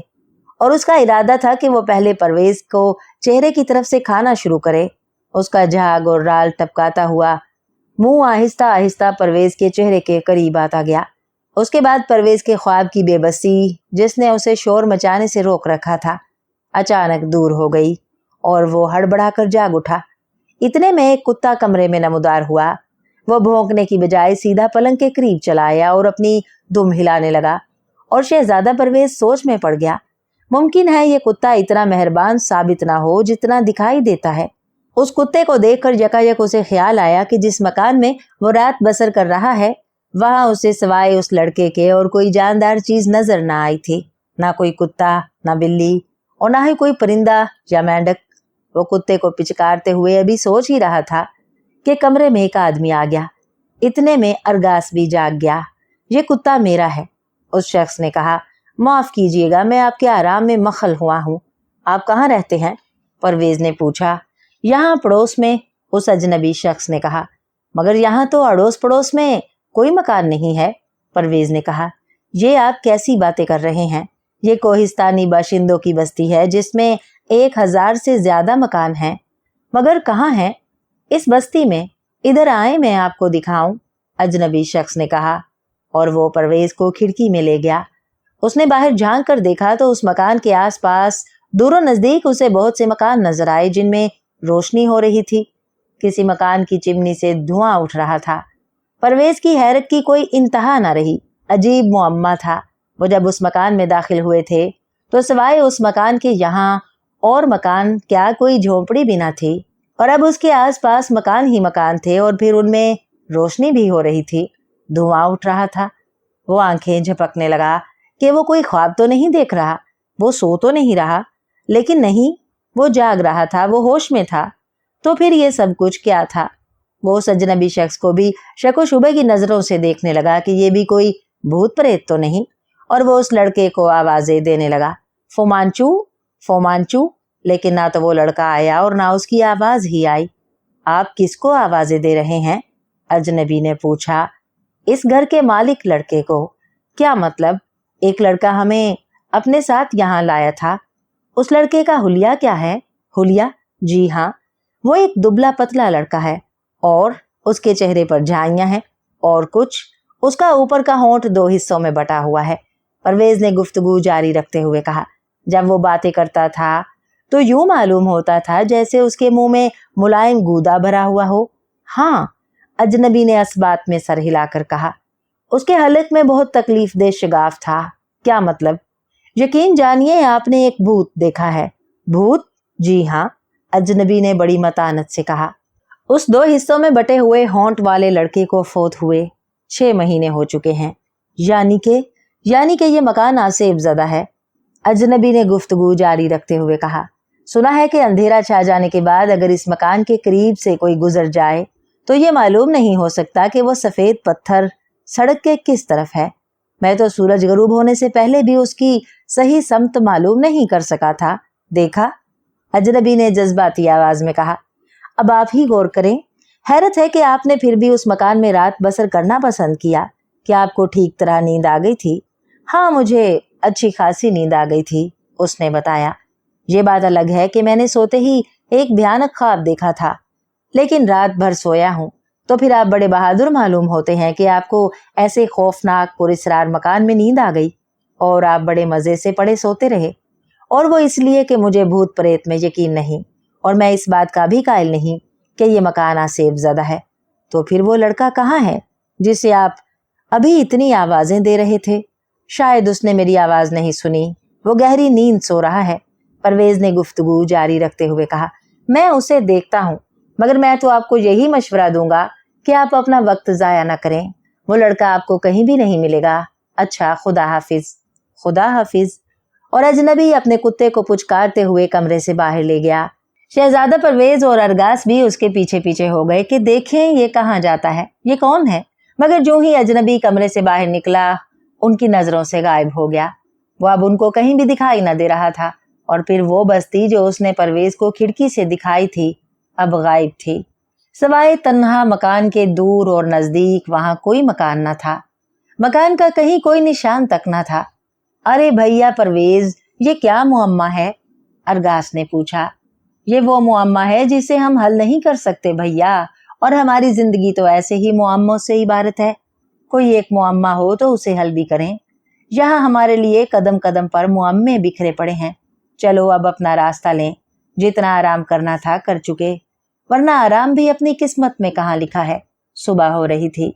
कमरे से बाहर धीमी धीमी हवा से हलोरे लेती शाखों पर परिंदे चहचहा रहे थे।